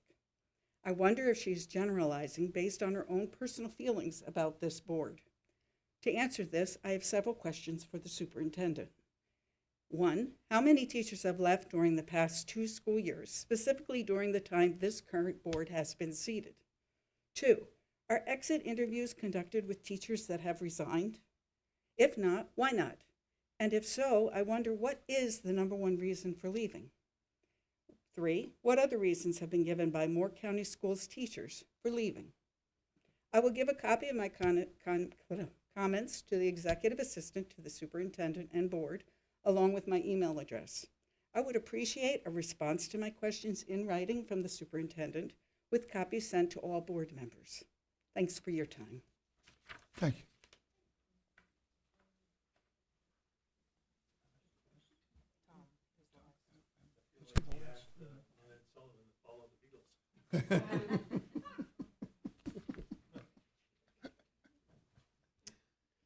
My name's Tom Lasapio, and my wife and I have been attending school board meetings for the past 4 years. We've also been attending your work sessions for at least 1 year. So we have some level of investment in this board. One of the most concerning problems I would like to discuss is student discipline, and specifically in-school suspension, known as ISS. I've discussed ISS with several parents and teachers and have been told that the biggest problem is that kids feel that receiving ISS is like receiving an invitation to a party, inferring that ISS is a big improvement to being in class. I recently heard a comment from a board member that ISS has been improved by MCS, and when I asked for specific changes to that program, I received examples of what 2 schools have done, seemingly on their own, to make this program more effective. I understand that this board may face constraints of disciplinary procedures set forth by some so-called educational/governmental experts. I also understand that some parents have an underwhelming response to discipline in our schools. I've been told by one teacher that upon calling an unruly student's parents, the response from the parent was, from 8 a.m. to 3 p.m., that effing kid is your problem. Obviously, you are faced with a 2-sided challenge. My question for this board, which I will ask through Superintendent Locklear, are, number 1, what alternative actions, inclusive or exclusive of ISS, do you feel are appropriate for maintaining student discipline? And number 2, have any of these actions been implemented throughout the MCS schools? I'd appreciate a response in writing from the superintendent with a copy sent to the board members. Out of school suspensions put pressure on parents and reduce the number of days that students are in class. This may decrease graduation rates. However, graduating students who cannot read well or write well do little good for society or the students. All schools across the county took a major learning and disciplinary setback due to COVID and its negative impact on learning. As a result, we may have lost some students to this unfortunate event. Now a long-term strategy of overall improvement of all aspects of education, much of which Mr. Benway included in his year of discovery presentation. These need to be considered and implemented for the future, and I'd like to thank Mr. Benway and Ms. Bruno for their forward-thinking work. Discipline should start at home, but given the uncertain viability of that statement, discipline needs to be improved in our schools so that students who want to learn can do so in an appropriate environment. Thank you. Thank you. Just conclude, this concludes our public address. Does the board need a break? Okay, I think I hear one person. Let's take about a 5-minute break before we get into the regular business stuff. Okay, so use the restrooms and the like. We'll stand in recess.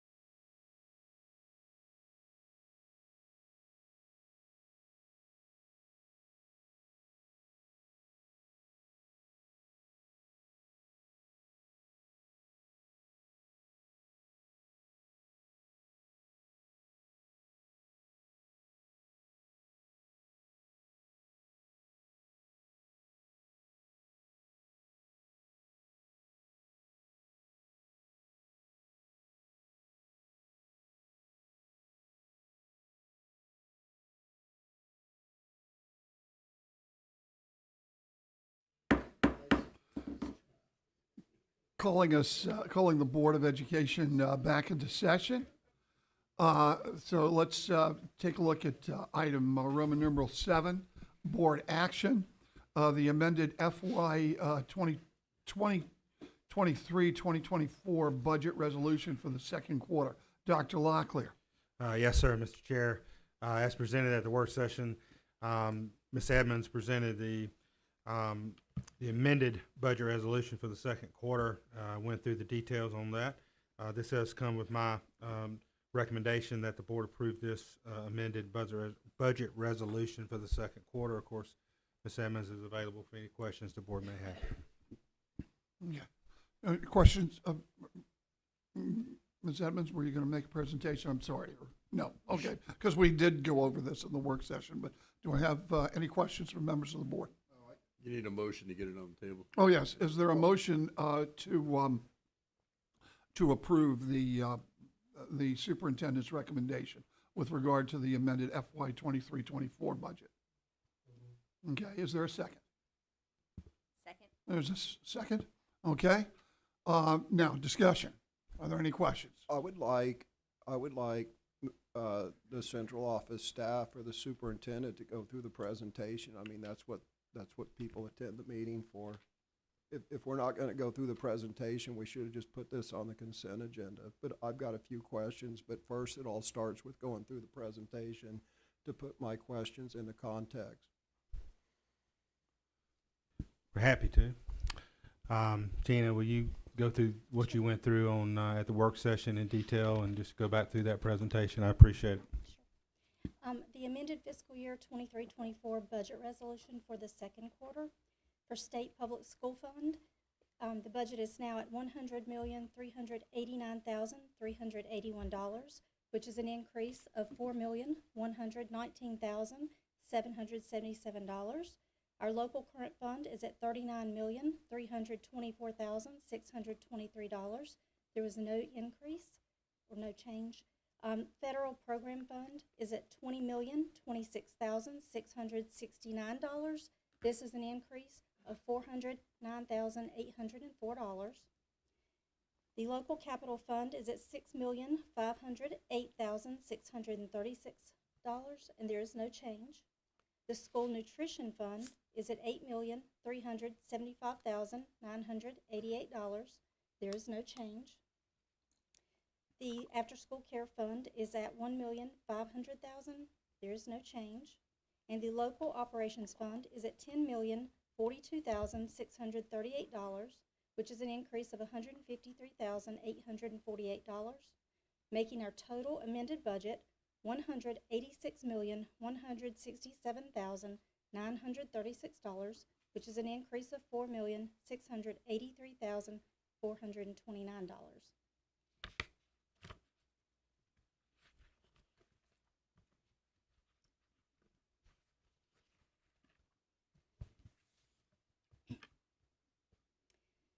Our second quarter revision details. For the state public school fund, the increase was $4,119,776. The majority of this is due to state textbooks and digital resources in PRC 131. That was our initial allotment. Another big piece of that is the initial allotment in PRC 95, which is for our RTA specialists, and they are our literacy coaches, and we are the fiscal agent for that. And then PRC 085. The initial allotment, that was an initial allotment as well. And PRC 63 was children with disabilities. That was also an initial allotment. Local current expense fund, there was no increase. Our federal program fund was an increase of $409,804.34. The majority of that being the PRC 060, which was the original initial allotment. And PRC 17, it was a revision detail. Capital outlay, there was no increase. School nutrition fund, there was no increase. After school care fund, there was no increase. And then the restricted revenue fund, there was an increase of $153,848. The majority of that is the ROTC program, adding the budget on for ROTC. Tina, just want to make sure, I may have missed it and you said it, but on PRC State Fund 085, that's for the Sandhills Region Literacy Specialists, which we are the physical agent for the whole Sandhills region, correct? PRC 095. Oh, I'm sorry. Looked at it wrong. My apologies. But yes, we're the regional physical agent for the state. That's the 1.28 million, right? Yes, for the sir. RTA. Yep. Okay.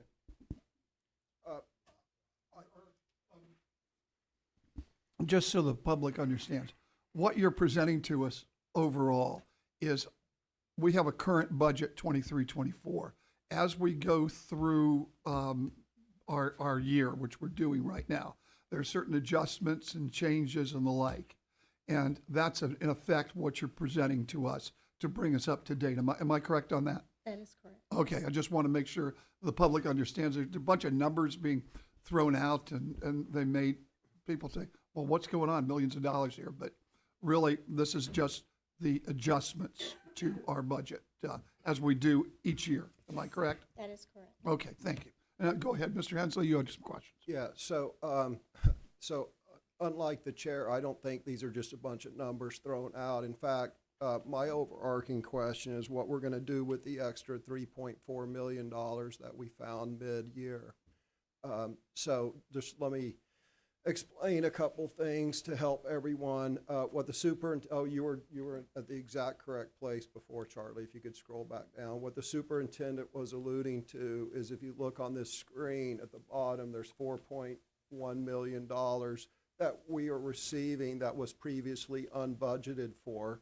And we were assured in previous budget meetings that our budget was balanced. So we got an extra $4.1 million. What the superintendent was alluding to is the second line from the bottom, line number 95. That $1.28 million, that is actually money that we're getting to disperse out to other school districts in our regional alliance. You know, we're broken up into regions and we get $50,000, if I recall correctly, to cover our administrative expenses. So you can subtract that 1.3 million out because that's not really ours, although I believe some subset of that probably is. Let's call it 100,000. So we'll just subtract out 1.1 million. So right there in that one fund, we have an extra $3 million that we didn't budget for. That's extra money, regardless of how the central office wants to spend it and say, well, that's earmarked for this and that's to pay for that. Well, the fact of the matter is that stuff was already paid for using existing funds. So we got an additional $3 million, and we previously had money allocated to pay for that $3 million worth of stuff. This money comes in and it displaces the previously budgeted $3 million. So my question to the chair of the budget committee, which I believe is Mr. Levy, what are we going to do with the additional $3 million windfall? I mean, can we finally hire an IEP coordinator? What's our plan for the additional $3 million that we all of a sudden discover that we have in operational funds? Mr. Hensley, what we're going to do with the money that we have is that this will obviously go into our fund, and we will obviously budget it out as we might need it. But to the extent that you want us to do expansion things and the like, please suggest that to us, and it'll be considered. So I'm not so sure what you're talking about. No, I'll tell you. So actually, Charlie, if we could go to the agenda item, please. There's two numbers in this whole thing that matter, and I just want to make sure everyone clearly understands. If you look on the estimated cost, you see $4.6 million, 4.683. And I asked questions about this during the work session, and what I got was, and I can say this almost verbatim, I got, oh, the textbooks, you know, we actually get that in year one, but that's for year one and out years. And, you know, gosh, this is money for this, and this is money for this, and this is reimbursement for this. But the fact of the matter is, when we set our original budget, we were told this was balanced. We got X amount of coming in, and we're going to spend X amount. So every single expenditure had revenue attached to it, right? And No, Well, Mr. hold- Hensley, I need to correct you. We have a fund balance, okay?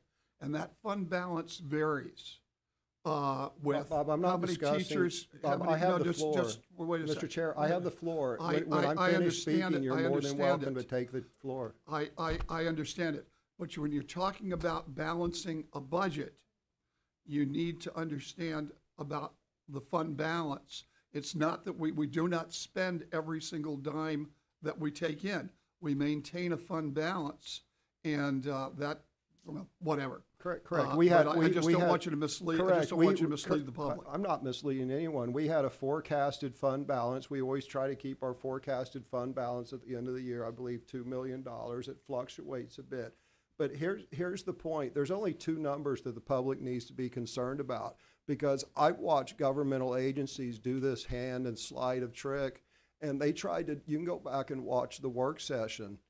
The bottom line is, every other time that when we passed the budget, we were told it was balanced. Okay, yep, we got this much revenue, and we got this much expenditures, and then we're going to have X amount in fund balance. Okay, great, we have a budget.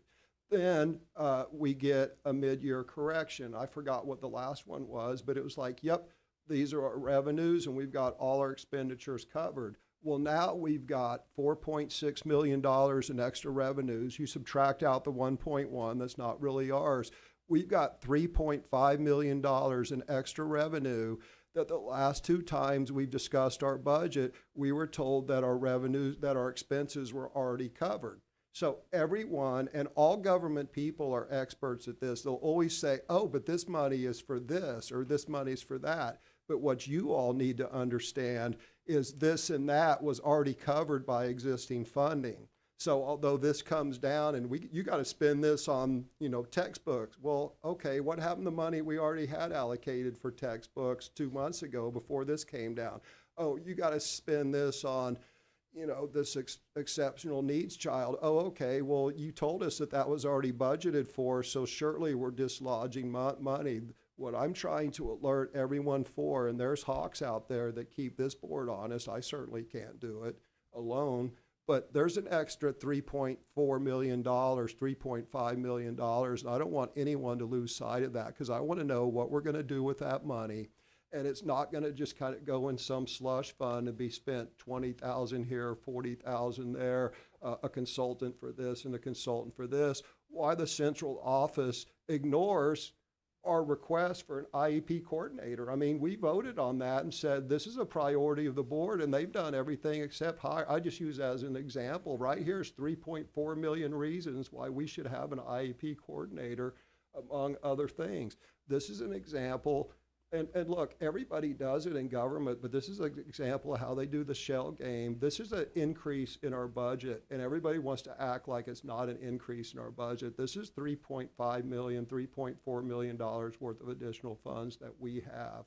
And we as a board owe it to them, the public, to spend it in a meaningful and intentional way, or save it. I don't know what the answer is, but the answer isn't just let the bureaucracy squirrel it away and spend it $40,000, $50,000 here or there. Next thing you know, it's like, oh, no, we spent that. And That's all. Mr. Hensley, every expenditure above $50,000 is approved by this board. Yeah, that's why I said $20,000, Okay. $40,000 at a time, because And you only take, you do 40, $25,000 expenditures, and that's $1 million, and that could happen pretty quickly. Well, I will tell you that I have a lot of faith in our administration, and our administration is very, very judicious with funds, and as a matter of fact, always reports to us even when they spend less than that money. I think what you're alluding to is that somehow our administration is spending funds without board approval, and I just don't think that that's the case. Actually, Bob, what I was alluding to, and I provided an example just last work session, they stood up here and they used the exact same words. This money was earmarked. This money has to be spent here, completely ignoring the fact that there was money previously allocated for that. So I'm just alerting everyone that we got $3.4 million extra dollars. And I said it's up to the board. Look, if the board wants to act like an ostrich and bury our head in the sand, I'm powerless to stop it. But I just think that we need to be meaningful, and at the very least, we ought to demand that the central office executes our priorities now that they have $3.4 million extra to hire a single IEP coordinator that we all voted was the most important thing since sliced bread. And by the way, that IEP coordinator has been advertised for. That's what I was And as a gonna say. matter of fact, the superintendent is actively looking for that IEP coordinator. And just let me ask one question. What is our projected fund balance at the end of the year? Given all the funds that we have, and I'm not so sure, is there some manna from heaven that come down for $3.5 million or something like that, that we didn't expect? So, as we had mentioned in the work session, this money is just state funds that we received, $4,119,000. So during the year, the state will come down. They don't give you all your money at the beginning of the year. And I'm not going to put a budget on so someone can spend it until I know I've got the allotment. Or else we have to cover that with local funds. So we got a PRC 131 for textbooks. We put that on. Part of that was carryover. And that is the only carryover fund besides there is, I think, one more in state that can happen. The rest, the 095, the 085, the 063, all of those were the initial allotments. Had I put those allotments on at the beginning of the year, had that money got spent, and we did not receive that allotment, we would have to cover that with local funds. All right, so now that we know that we have the allotment, what is our projected fund balance at the end of the year? I am projecting the, as you can see, the projected fund balance over the 2 million floor is $3,270,228. Our projected fund balance before the floor would be $5,270,228 due to the majority of that due to vacancies. Okay, and the $3,270,000 is generally, we had a fund balance last year, and we generally keep that to invest in the following year. Am I correct? Because we unfortunately don't know from year to year what we're getting. Am I correct on that? So, for instance, last year we used our fund balance to invest into this year because we didn't get enough money for what we thought we would cover this year. So, the fund balance of this $3,270,000 is what we're holding for possible investment next year in case we don't get in our 38.5% what we need to cover our expenditures. Am I correct on that, or am I getting too convoluted? So right now we had the unassigned fund balance of $2 million. It's the second bold in the top. Unassigned fund balance is $2,222,208. Our balance sheet as of January 25th was showing a net gain of $2,798,000. Our projected revenues, this is how much we anticipate to still receive, is $16,013,000. Our projected expenses, how much we expect to spend through the end of the year, is $17,936,000. We expect to have a projected fund balance gain of $875,000.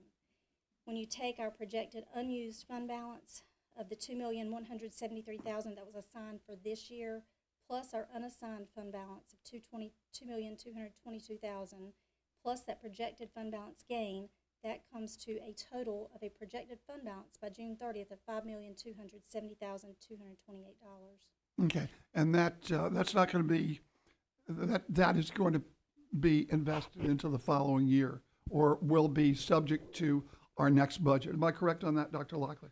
It could possibly be invested into the next year based on the board's budget that they would be, you'd be looking at and possibly you'll be approving in April. Okay, so we're just making sure that the public is assured that we're going to use this judiciously and we're not going to spend it willy-nilly or something like that.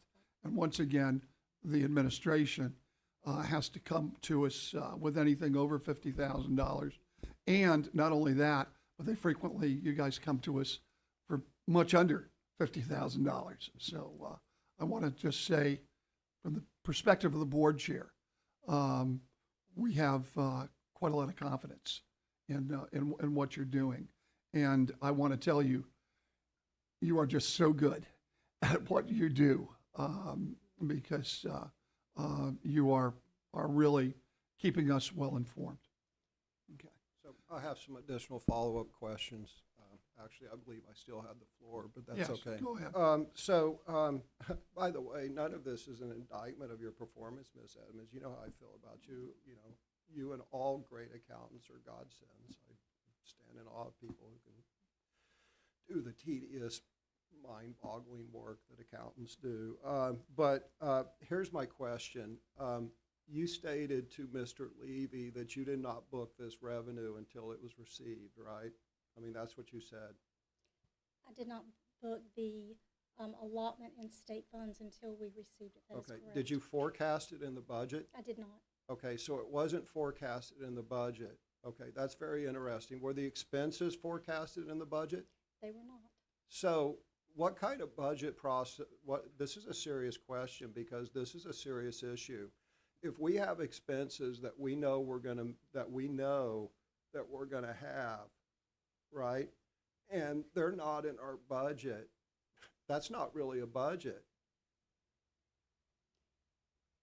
If we do not receive the funds, it would have to be covered with local fund balance. So I Yeah. was not going to put that budget on. I don't ever recall an asterisk to any of our budget meetings saying, oh, by the way, we have, choose a number, $3.5 million worth of I'm trying to think of the exact legal, there's a term for this, unobligated commitments.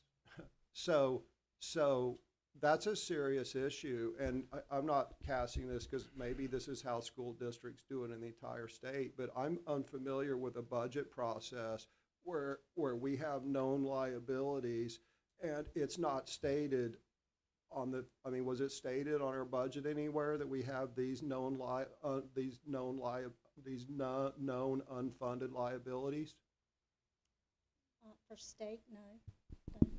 That's Dr. Locklear, that's a serious issue because how much money worth of unfunded liabilities do we have that we're not quite sure we're going to get this state money? Well, that may happen at any point. If we get a student move in that has exceptional education needs, we may have an unfunded liability at that moment that we apply to get funds for and then may receive that allotment at a later time. So that is a process. I just want to offer clarity on the $1.7 million in textbooks. This is a fund that's being reported differently this year. It wasn't reported through this state mechanism, and Tina could get in the weeds on that.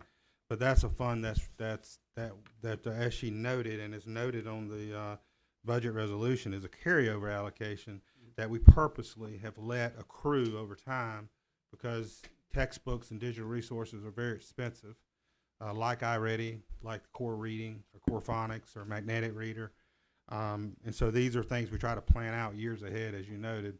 And so this includes that rollover and then the initial allotment we get for textbooks and digital funds. And I understand your point that it's $1.7 more million, but this is specifically for textbooks and digital resources. We can't use it for anything else. And we use a lot of ESSER funds to pay for some of those initiatives, and I was wondering how we're going to. Yes, sir. There's zero doubt about that, but I've kind of changed my focus now. I've changed my focus from, we've got 3.5 million, whatever the number was, of extra money. We've got a bigger problem in that we have a budget we can't rely on because I disagree with that. Yeah. Well, I assuming the state. I have great confidence in our budget development process and what Tina puts on the table. I'm just going by standard accounting. Shouldn't there be at least, look, okay, you know what you know, and then there needs to be some recognition of you don't know what you don't know. And how much of our budget's off the books? And we're just waiting until we get appropriations, and then we'll add the expenses on. There's nothing off our books. This is how the state allocation process works, and so this is what school districts do. So we have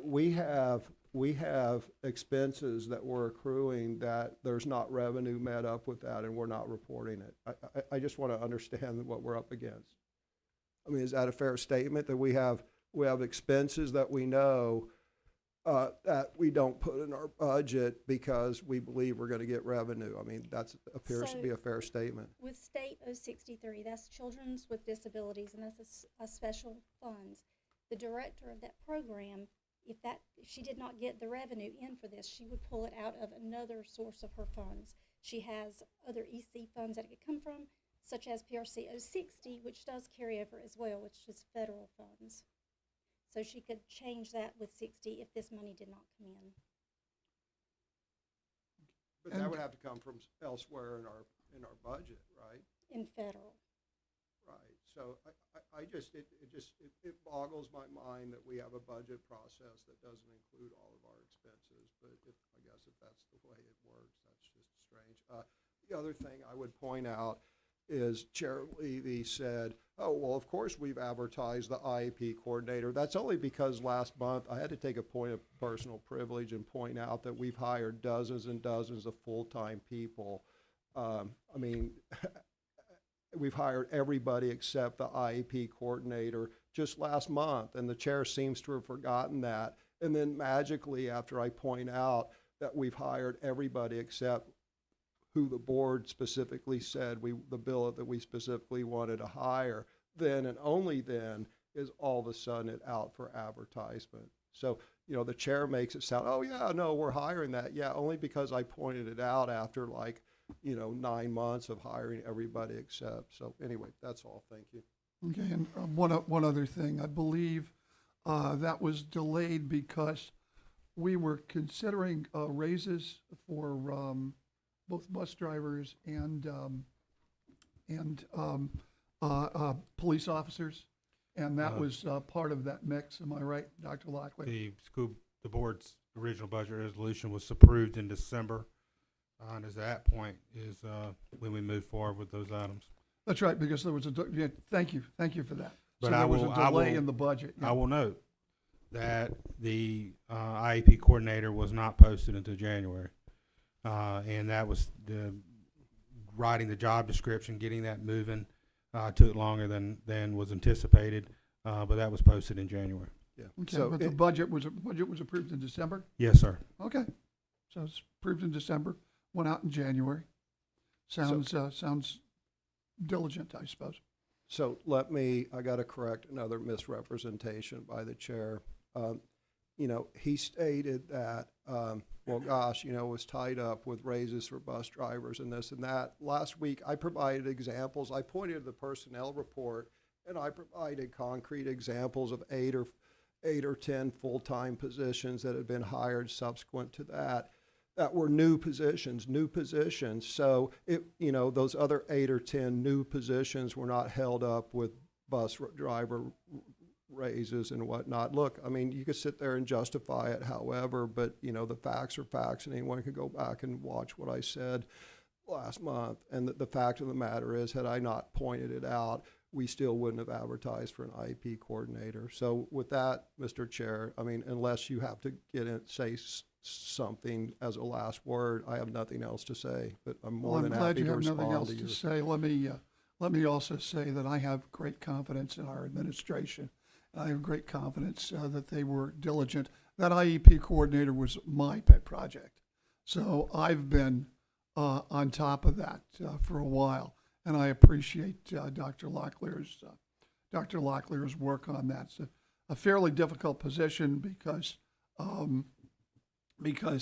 it does require the question of the length and breadth of that particular IEP coordinator, which we also have to leave to our administration because they're the experts in what an IEP coordinator does. And I appreciate your work on that, Dr. Locklear, and I appreciate your staff. Is there any other discussion on the amended FY 23-24 budget resolution? If not, we'll move to a vote. All those in favor of the amended 23-24 budget resolution, say aye. Aye. Any opposed? Motion carries. Is there no? Oh, I apologize. I was just listening for the ayes and the noes. So there is one against. The rest 4. the 24-25 high school course guide. Thank you, Mr. Chairman. Yes, each year we bring forth the high school course guide as we launch into the registration season for the next school year. We note courses that have been changed as a result of standard course of study changes and other changes from the state, as well as additions to the course guide. Dr. Metcalf, if we could do an overview, a brief overview of what was presented in the work session. This does come with my recommendation for the board's approval. Certainly, at the work session, I'm going to ask you, Charlie, we're going to move through it fairly quickly, I think, here, Charlie. First, we shared with the board the purpose of the course guide, which is there for your review. And then we began talking about some of the revisions. There's some revisions to art education, adding an advanced placement drawing class at both Pinecrest High School and Union Pines, and a 3D art and design offered at Pinecrest High School and Union Pines High School.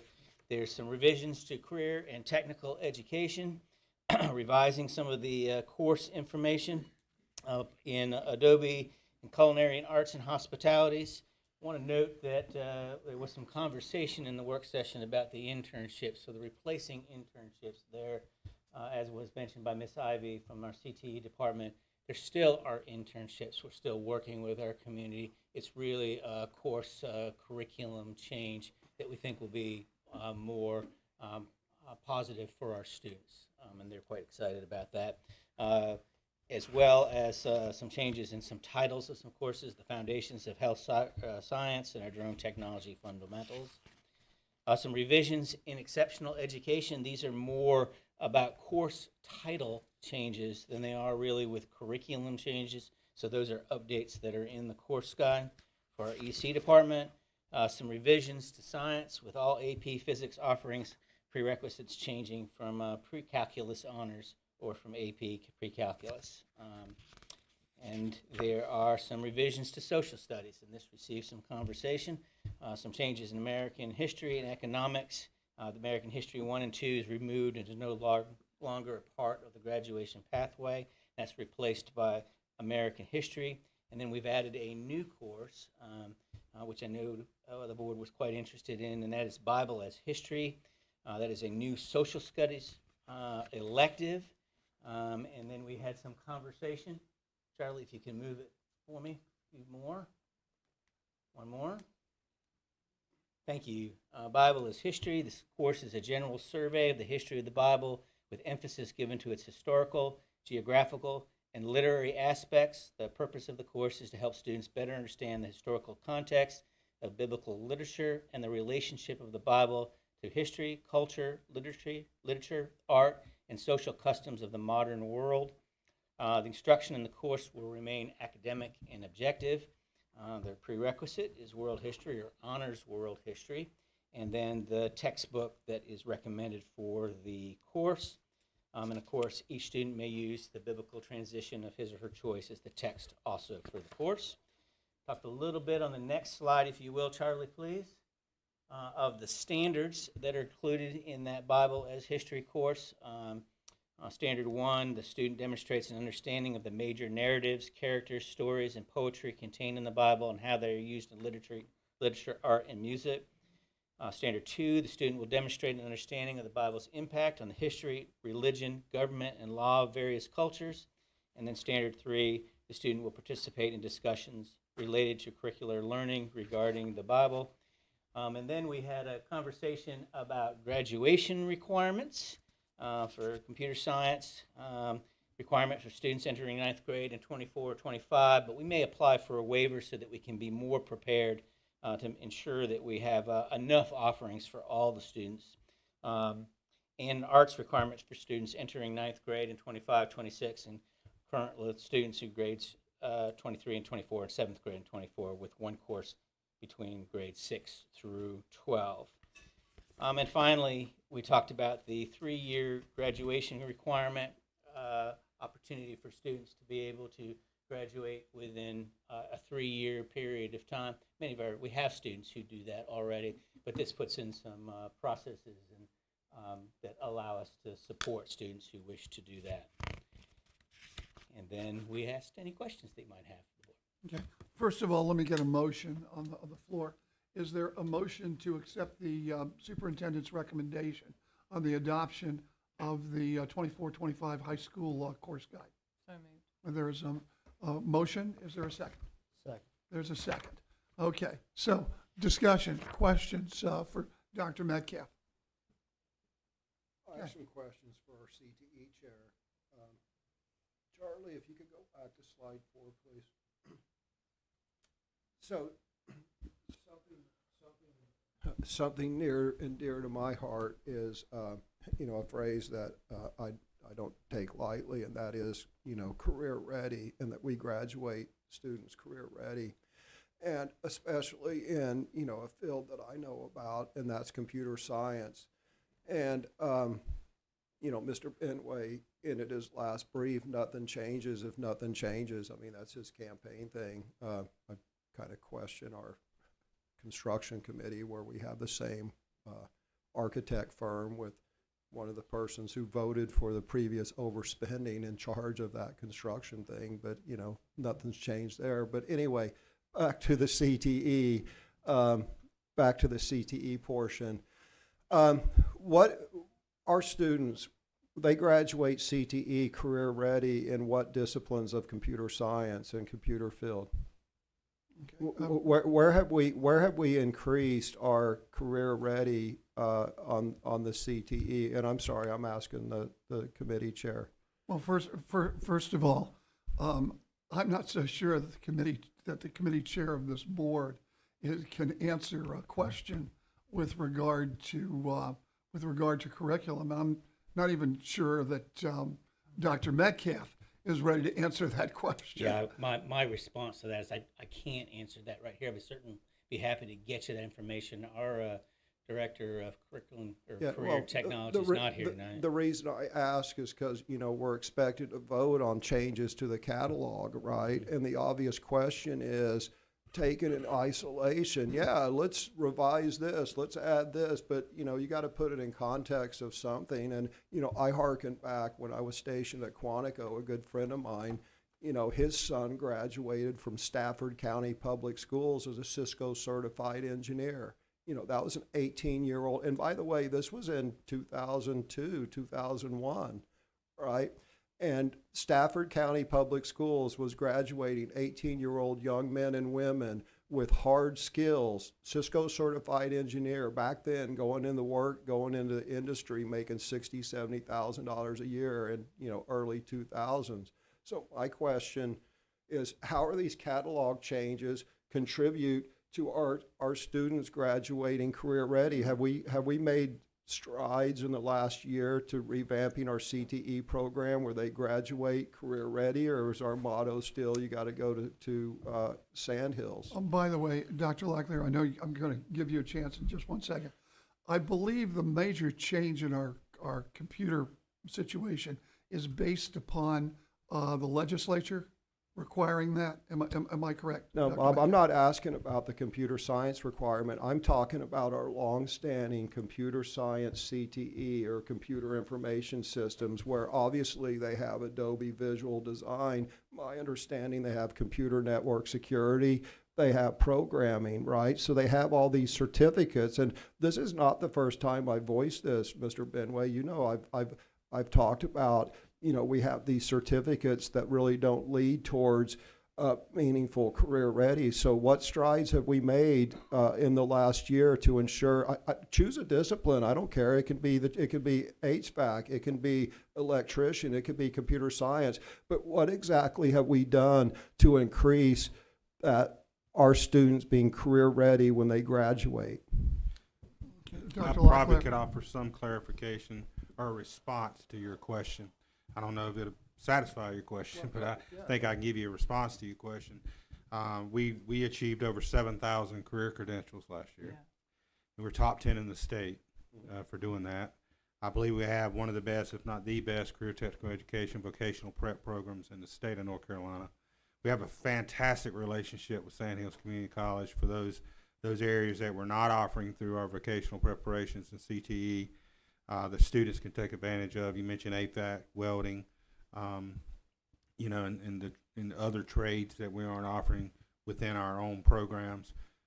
So I think we are doing a fantastic job of that, and we're always looking on how to get better, how to find more job opportunities for our students, apprenticeships, internships, et cetera. So that's how I would answer that question. I believe we're doing a really good job of that, and I'm proud that our folks are committed to getting better. Yeah, And I would also suggest, Mr. If you have an idea with regard to improving our computer programs or our certifications, please get with Dr. Metcalf or get with who is the head of our CTE department in that regard. Dr. Lisa Scott. Get together with Dr. Lisa Scott myself. and bring anything you want. Mr. Levy, I certainly. brought these Yeah. issues up before. I'm just asking the chair what progress we've made in things that I previously brought up. That's Well, my only I'm not question. going to, I'm not going to allow an inquiry of Mr. Benway and the like. If there are certain programs that you want, or if you want to know what's going on in the schools, we'll arrange for a presentation by the CTE person, and that CTE person will give you a presentation, and that person can talk about it. Bob, If I've you seen the have presentations. I'm right. We've sat through the If you presentations. if you have some improvements on that presentation, I want you to bring them forward. I have. Okay, and I'm doing it now, and you seem perturbed. It seems that you are trying to find fault, and I'm not sure that you have brought whatever suggestions you have to Ms. Who is it? Ms. Lisa Dr. Scott. Lisa Scott. Ms. is our Scott. And if you do, if you have some presentation, do us all a favor, put it in a presentation or in some sort of an inquiry to Ms. Scott, or put it in writing as a proposal, and give that to the committee, and the committee will take it up. I understand you have a great deal of expertise in computers, and you can be quite a good asset with regard to that. Bob, again, I have stated many times, and actually the superintendent and Mr. Metcalf conceded that 7,000 certificates are actually fairly meaningless as far as career readiness. What we got to be talking about is career track. Well, we talked about career tracks and how career tracks is going to be the metrics of our success for CTE. Look, my only thing is, and apparently I need to do a report, but I think we should discuss this in the public. Let's put it on the agenda for next month. Let's talk about CTE, and let's talk about ideas so that we have students who are career ready, because I hire people, and I talk to other people that hire people, and we're not turning out career ready students. We turn out students that have certificates. Some of them are on career tracks, but most of them are not. So, a measure of certificates is meaningless. What's really meaningful is how many students graduated career ready, and that's my only point. And we're expected to vote on additions and subtractions to the catalog, when I just want to know how much of this drone. Mr. Benway, you talk extensively about drones. I mean, do our students graduate ready to do drone jobs? If so, what certifications do they have? If I may, Once could again, I? let me turn this. Let me go over to Ms. Davis, because I'm not going to permit an interrogation of another board member. I just don't think it's. I don't think it's something that. He's a committee chair. That is Okay. Just picking on So- someone, Bob. so, He's a committee chair. Just I understand your opinion. Ms. Davis, you have the floor. thank you. So what we're doing right now, I believe, Mr. Hensley, is exactly what it is that you're wanting us to do. Is we're giving our children more opportunities. We're voting to add these to what is already existing in Moore County schools, therefore providing more certifications. Therefore, whenever they go to apply for their job, their employer is able to see this is what we have done and we've been successful, and they have and even more certificates. Right now we have the Adobe Video Design 1. We want to add Adobe Video Design 2, so they are more equipped whenever they enter the workforce. So this is exactly what we're trying to do, is what it is that you are questioning what it is that we're doing. We're voting right now to add these courses to more county schools so our children have more certification and are more career ready. And I believe it's time to proceed with that vote. if we Okay. could. All Well, right. you can Is call the there- question with a 2/3 vote, but I have a response to the vice So chair. I'd like to call the question. Okay, the question's called. Do I need a second on the call the question? Yes. I do. There's a second on the call the question? Second. All those, I would like to. all the, Can we is go it back? debatable? It is not debatable. Okay, all those in favor of calling the question, raise your hand. One, right, exactly. 1, 2, 3, 4, 5, 6. Is that 6, Ms. Bruno? 6. All those opposed? 1. I believe 2/3 having been made. The question is called. All those in favor of the superintendent's recommendation, please raise your hand. 1, 2, 3, 4, 5, 6, 7. Oh, we're unanimous. Any opposed? I guess not, because we're unanimous. The motion is carried. Okay. Dr. Locklear, out-of-state field trips. Let's go traveling a little bit. Yes, sir. This was originally on the consent agenda. I asked the chair, or informed the chair, we needed to pull it off consent as a result of a late trip that got added. The board heard about our New Century Middle School trip, and there's one that's been added from our Pinecrest Air Force JRTC. So, Ms. Metcalf, you want to give us a brief review of both of those trips, and these do come with my recommendation to approve. Yes, the New Century Middle School 8th grade band course and orchestra students will be traveling to Williamsburg, Virginia to compete in an annual Festivals of Music competition. That is on April 6th. They'll actually go and return the same day. The added trip is Pinecrest High School. They are Air Force JROTC aerospace cadets would like to travel to Washington, D.C. between April 4th and April 7th. This is the capstone event for the year. These are 4-year cadets, so they have been all 4 years, and they are members of the senior staff. Let me ask a question of Dr. Locklear. I'm not, I'm always concerned when people, you said going to Washington DC, right? Do we need to place one of our officers with them? I want you to just think about that, just for security, in terms of being in Washington. I'm not going to say anything further, but just something to think about. I'm just very concerned when we send kids to Washington, D.C. I want them to go, and I'm going to vote for it, but I'm very, very concerned with their rising crime and the like. In this case, we do have 9 students attending with 3 chaperones, so they Okay, do all have right. a Well, 3 that's to good. 1 ratio. That's quite good. That's quite good. I'm just very, very, very, very concerned, and I certainly would never dream of not sending them to Washington. I'm just very, very concerned about the problems that they're having in Washington D.C. today. Okay. Is there a motion to? Could I ask a question? Yes, please. Tracy, the cadets, I was under the impression that they're going to Gettysburg. Did they change their mind, or is this?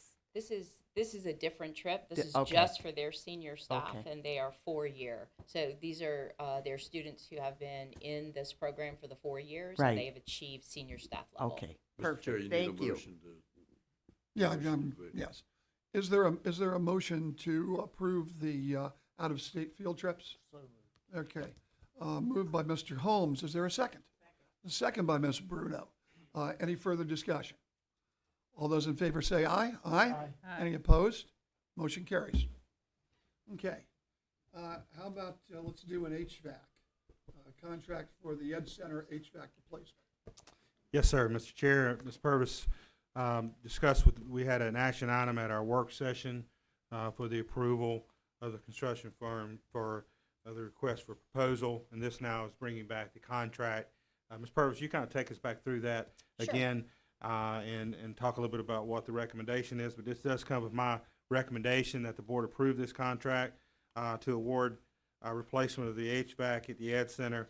to systems contractors in the amount of $651,851 or $850. Ms. Purvis. Yes, sir.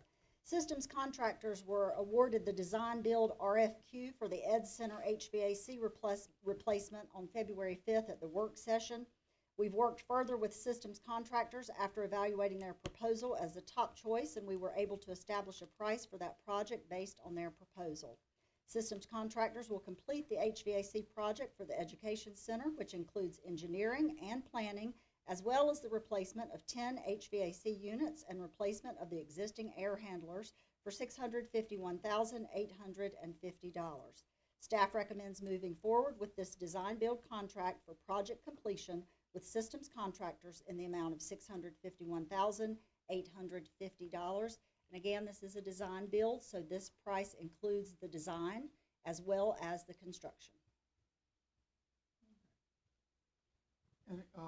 And this project, I'm sorry, sir, is funded with ESSER funds. And this motion should also, this recommendation should include approval of the contract. Correct. Okay, all right.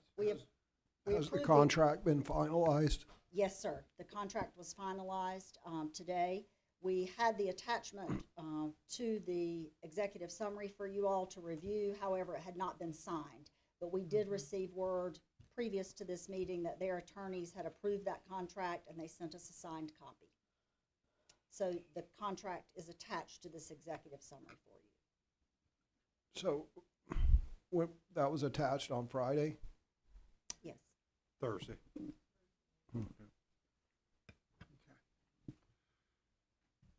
So I do have a question. Yes, sir. Was this budgeted for under our previous ESSER fund budget? Yes, sir. There Okay. were some extra funds from ESSER that were moved over to this because we had some savings from other ESSER projects, so we were able to move that over because this is going to cost a little bit more than was originally budgeted. So this was a previously approved project? Yes, sir. When we On were the doling out ESSER funds? Okay, thank you. 2019, Yep, yes, got it, thank you. All right. Do I have a motion to approve the superintendent's recommendation and the contract? Okay, there's a motion by Ms. Davis. Is there a second? A second by Mr. Benway. And that Further motion is discussion? to approve the superintendent's recommendation and the contract. And the contract, yes, yes. Okay. Is there further discussion? All those in favor say aye. Aye. Aye. Any opposed? Motion carries. Thank Application for board member training credit. Yes, sir. The board may recall last month, we approved several applications to the North Carolina School Board Association for board member credits for your training. This is just following up on the training that the board had at the work session that Mr. Schwartz provided on Title IX, Part 2. And so this is just to get this approved, so Ms. Parker can go ahead and submit this to the North Carolina School Board Association on your behalf. It does come with my recommendation. Okay. So is there a motion to approve the superintendent's recommendation? So moved by Ms. Caldwell. Second? Second by Mr. Benway. Any further discussion? I just have a question why this is required. Obviously, it references a North Carolina general statute, so we have to vote to approve. We haven't done this in the past is my only question. We did it last month because We caught I up. think what's been unique about what we've done with Mr. Schwartz, because he does provide this to us, is training by our own attorney versus going to North Carolina School Boards Conference or things of that nature. So it's a little different. So we have to fill out this application to document it and submit it to the North Carolina School Board Association. I believe it's the certifier of the hours, I guess is the best way to put that. Rich, you may want to add to that, but. You got it right. Yeah. So that's what this simply is. It's just to get, and I think it's best for the whole board to approve that before we submit it. Okay. Okay. All right. Anything further? If not, all those in favor, please say aye. Aye. Any opposed? Motion carries. Superintendent's report. Thank you, Mr. Chairman. Again, I just want to thank the board for their engagement and work. I want to thank our staff for their work preparing for the night and the work session. And it's Valentine's Day on Wednesday, so I wish all our students and staff and board a wonderful Valentine's Day. Thank you. Okay. We now have board comments. We'll go over here to my right, Mr. Hensley. Yeah, so I just have a comment. There was a comment made during the comment period that I just got to, I just feel the need to expound upon. A person got up here who, oddly enough, although she's very diligent about appearing at meetings, but she is in fact a candidate for the school board. But you know, I respect her viewpoint on things, and like I said, she's always diligently commenting. But she could not be more wrong on how she spends stuff. She mentioned about how you know, principals came up here and were belittled, and she used some other term when they presented their school improvement program, and that is factually not correct. Actually, what happened was we asked questions, and they were not used to ever having questions of their school improvement programs asked. And I'll give you a couple examples of what she apparently thinks is belittling administrators who make, you know, $120,000, $140,000, $150,000 a year. And one question that I asked was the principal of a continual D-rated school teetering on the edge of F and had been there for, gosh, 6 or 8, maybe 10 years. The mission of her school, the mission statement was, all are welcome. And my comment was, if I was a principal of a D-rated school and, you know, I was very concerned and focused on academics, perhaps I might have mentioned education in my mission statement and not had my mission statement be all are welcome. There was another principal who sat right here, and this principal had a slide talking about the great teamwork that principal had done and all the great things that, you know, the team loved this principal and this and that. And once again, this was a principal of a chronic D-rated school, but this principal, in fact, took the next step and made an F-rated school. And I asked that principal, I said, hey, look there on slide, whatever it was, slide 5, you talk about a great team and how you put a great team together and they all love you. How do you reconcile that with the fact that your school was dead last in rated by teachers on teamwork for the teacher workplace anonymous survey? So, you know, and that principal decided to resign rather than, you know, answer the question of, you know, on one slide you talk about how great you are on building teams. On the other side, you're ranked like bottom, like tell in Charlie on school work environment as rated anonymously in the biannual teacher. So that is not berating or anything. That's just asking tough questions and holding people accountable. You know, that speaker also alluded to, gosh, you know, there's been this mass exodus of administrators. But, you know, I would like to point out that we have not lost the principals or the administrators of our A and B rated schools. You know, we've not lost Miss Ciccone, who has Moore County's only A-rated school due to her laser-like focus on teaching children to read. We did not lose Principal Molly Capps, who's tremendous in building teams and has done miracles out of McDeeds Creek. You know, we have not lost Stephanie Phillips, who has a tremendous job holding together you know, Pinecrest, an overcrowded school, and her ambition, she's focused on making that an A-rated school. No, we didn't lose any of our top performers. Who we lost 13 to 14 administrators, most of which were ineffective or ideologically driven or both. We lost the principals of our chronic D-rated schools. And that's what a good business should do. A good business should say, look, you're being held accountable, and you're either going to deliver results. You've had 6 or 8 years to deliver results, and you've failed to do it. Another example is we got rid of the SRO chief who hadn't had his SROs attend any active shooter training in 5 years. 5 years, no active shooter training, and never, ever, ever had any trauma medical training. So that chief of police is no longer with us. I mean, we lost an operations guy. I mean, he was a great architect, but, you know, the fact of the matter is everything that he built was overpriced. I mean, you know, I could point to the same time we were building 3 800-seat elementary schools for $33 to $35 million a copy. I can point 60 miles away as the crow flies where Darlington, South Carolina was building 3 at the exact same time, 800-seat schools for $20 million apiece. And in fact, once that operations person left, we revisited the scope of $10 million worth of contracts, and we saved not 40%, but 70%. We saved $7 million on $10 million worth of contracts.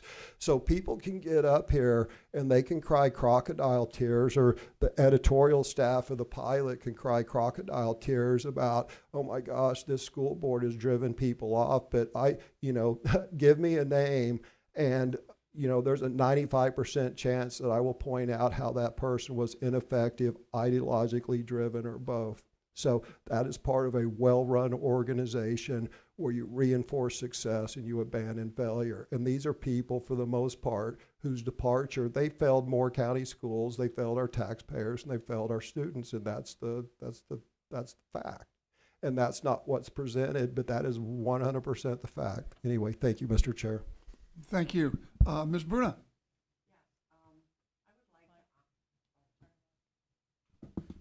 I would like to honor some of our teachers and staff members. First of all, our spelling bee was absolutely phenomenal. And I want to thank Donna Gephardt and Elizabeth Spangler and Rachel Burris and Lindsay Seiss, I believe her name is, and Ariana Thompson for facilitating the spelling bee. Charlie Keegan from Aberdeen Elementary and Henry Backinson from Pinehurst Elementary were first and second. And this was an absolutely great event. It went for 21 rounds, and Charlie winning with the word Bethesda. And she was here tonight, so I'm really happy we got to honor her. But I want to make sure that we also honor the teachers who put it together. I would also like to give a huge shout out to Major Mark McClay, and he is the leader of our cadets at Pinecrest High School. And what a great job he is doing. It's phenomenal. Mr. Benway and I have been there several times, and it's just a really good place to go. Mr. Benway and I also visited the Connect Academy and Mr. Stoddard. And what an amazing program this is. And while we were there, we went into 2 classrooms, wonderful teachers, Jamie Perchinsky, did I say it right? And Christine Leo, and we actually had fun. We learned all about penguins, and it was really great. The kids come to school 2 days a week. They were having such a good time. They loved it. And on Friday, Mr. Benway and I will be at New Century Middle. And I just want to say thank you to all our wonderful teachers and principals and staff. And I'm just so proud of everybody. You guys do such a wonderful job. Okay. Thank you. Ms. Caldwell? Yes. I wanted to say thank you for our staff tonight for all your hard work and dedication to the items that were on the agenda tonight. I know that's not easy sometimes coming up here and taking our questions, so I thank you for that. I also wanted just to clear up something, Mr. Hensley, that you mentioned about Chief Fry, because he was such an amazing person, and I know that maybe you thought different about that, but he retired from Moore County Schools due to an illness which later took his life. So he didn't fail our schools, and it was an honor to have him at our schools. So I just wanted to bring that to everybody's attention, that he was an amazing person, and I just wanted to honor him a little bit. Thank you. Thank you. Mr. Benway? Since Ms. Bruno stole all my thunder, no, not really. We've got an early college planning meeting coming up here on Thursday. Look forward to doing that with Dr. Metcalf. We'll press on with that. Thank you. Okay, Mr. Holmes? Yeah, just a couple of things. We've got in the works the Safety and Discipline Committee. We're going to schedule a time with myself and Commissioner Von Cannon can get together and go over some things to be a little bit more, show some transparency there. I also wanted to say that the program highlight with OCS was very inspiring, and Evan and Robert, they did a fantastic job, and the whole program is really great, I think. And my wife sent me a text and said that I needed to give a shout out to Miss Simpson and Miss Mitchell for advocating for our daughter that has an IEP. So thank you so much to them. That's it. Okay, Ms. Davis. I didn't turn it on. I don't have anything. Thank you, sir. Okay. Gee whiz, so much to say, so little time to say it. So I'm just going to say what's the most important thing. Valentine's Day is coming up, and my wife Linda has been so patient with me, and my children have been so patient with me, and my grandchildren have been so patient with me. I just want to say, especially to my wife, Valentine's Day, thank you for everything. And my heart goes out to you. So thank you very much. It's time to do the next thing on the agenda, which is an adjournment. Do I have a motion to adjourn? So moved. Okay, there's a motion to adjourn by Mr. Holmes. Is there a second? Second by Ms. Caldwell. All those in favor say aye. Aye. Any opposed? Motion carries. We're adjourned.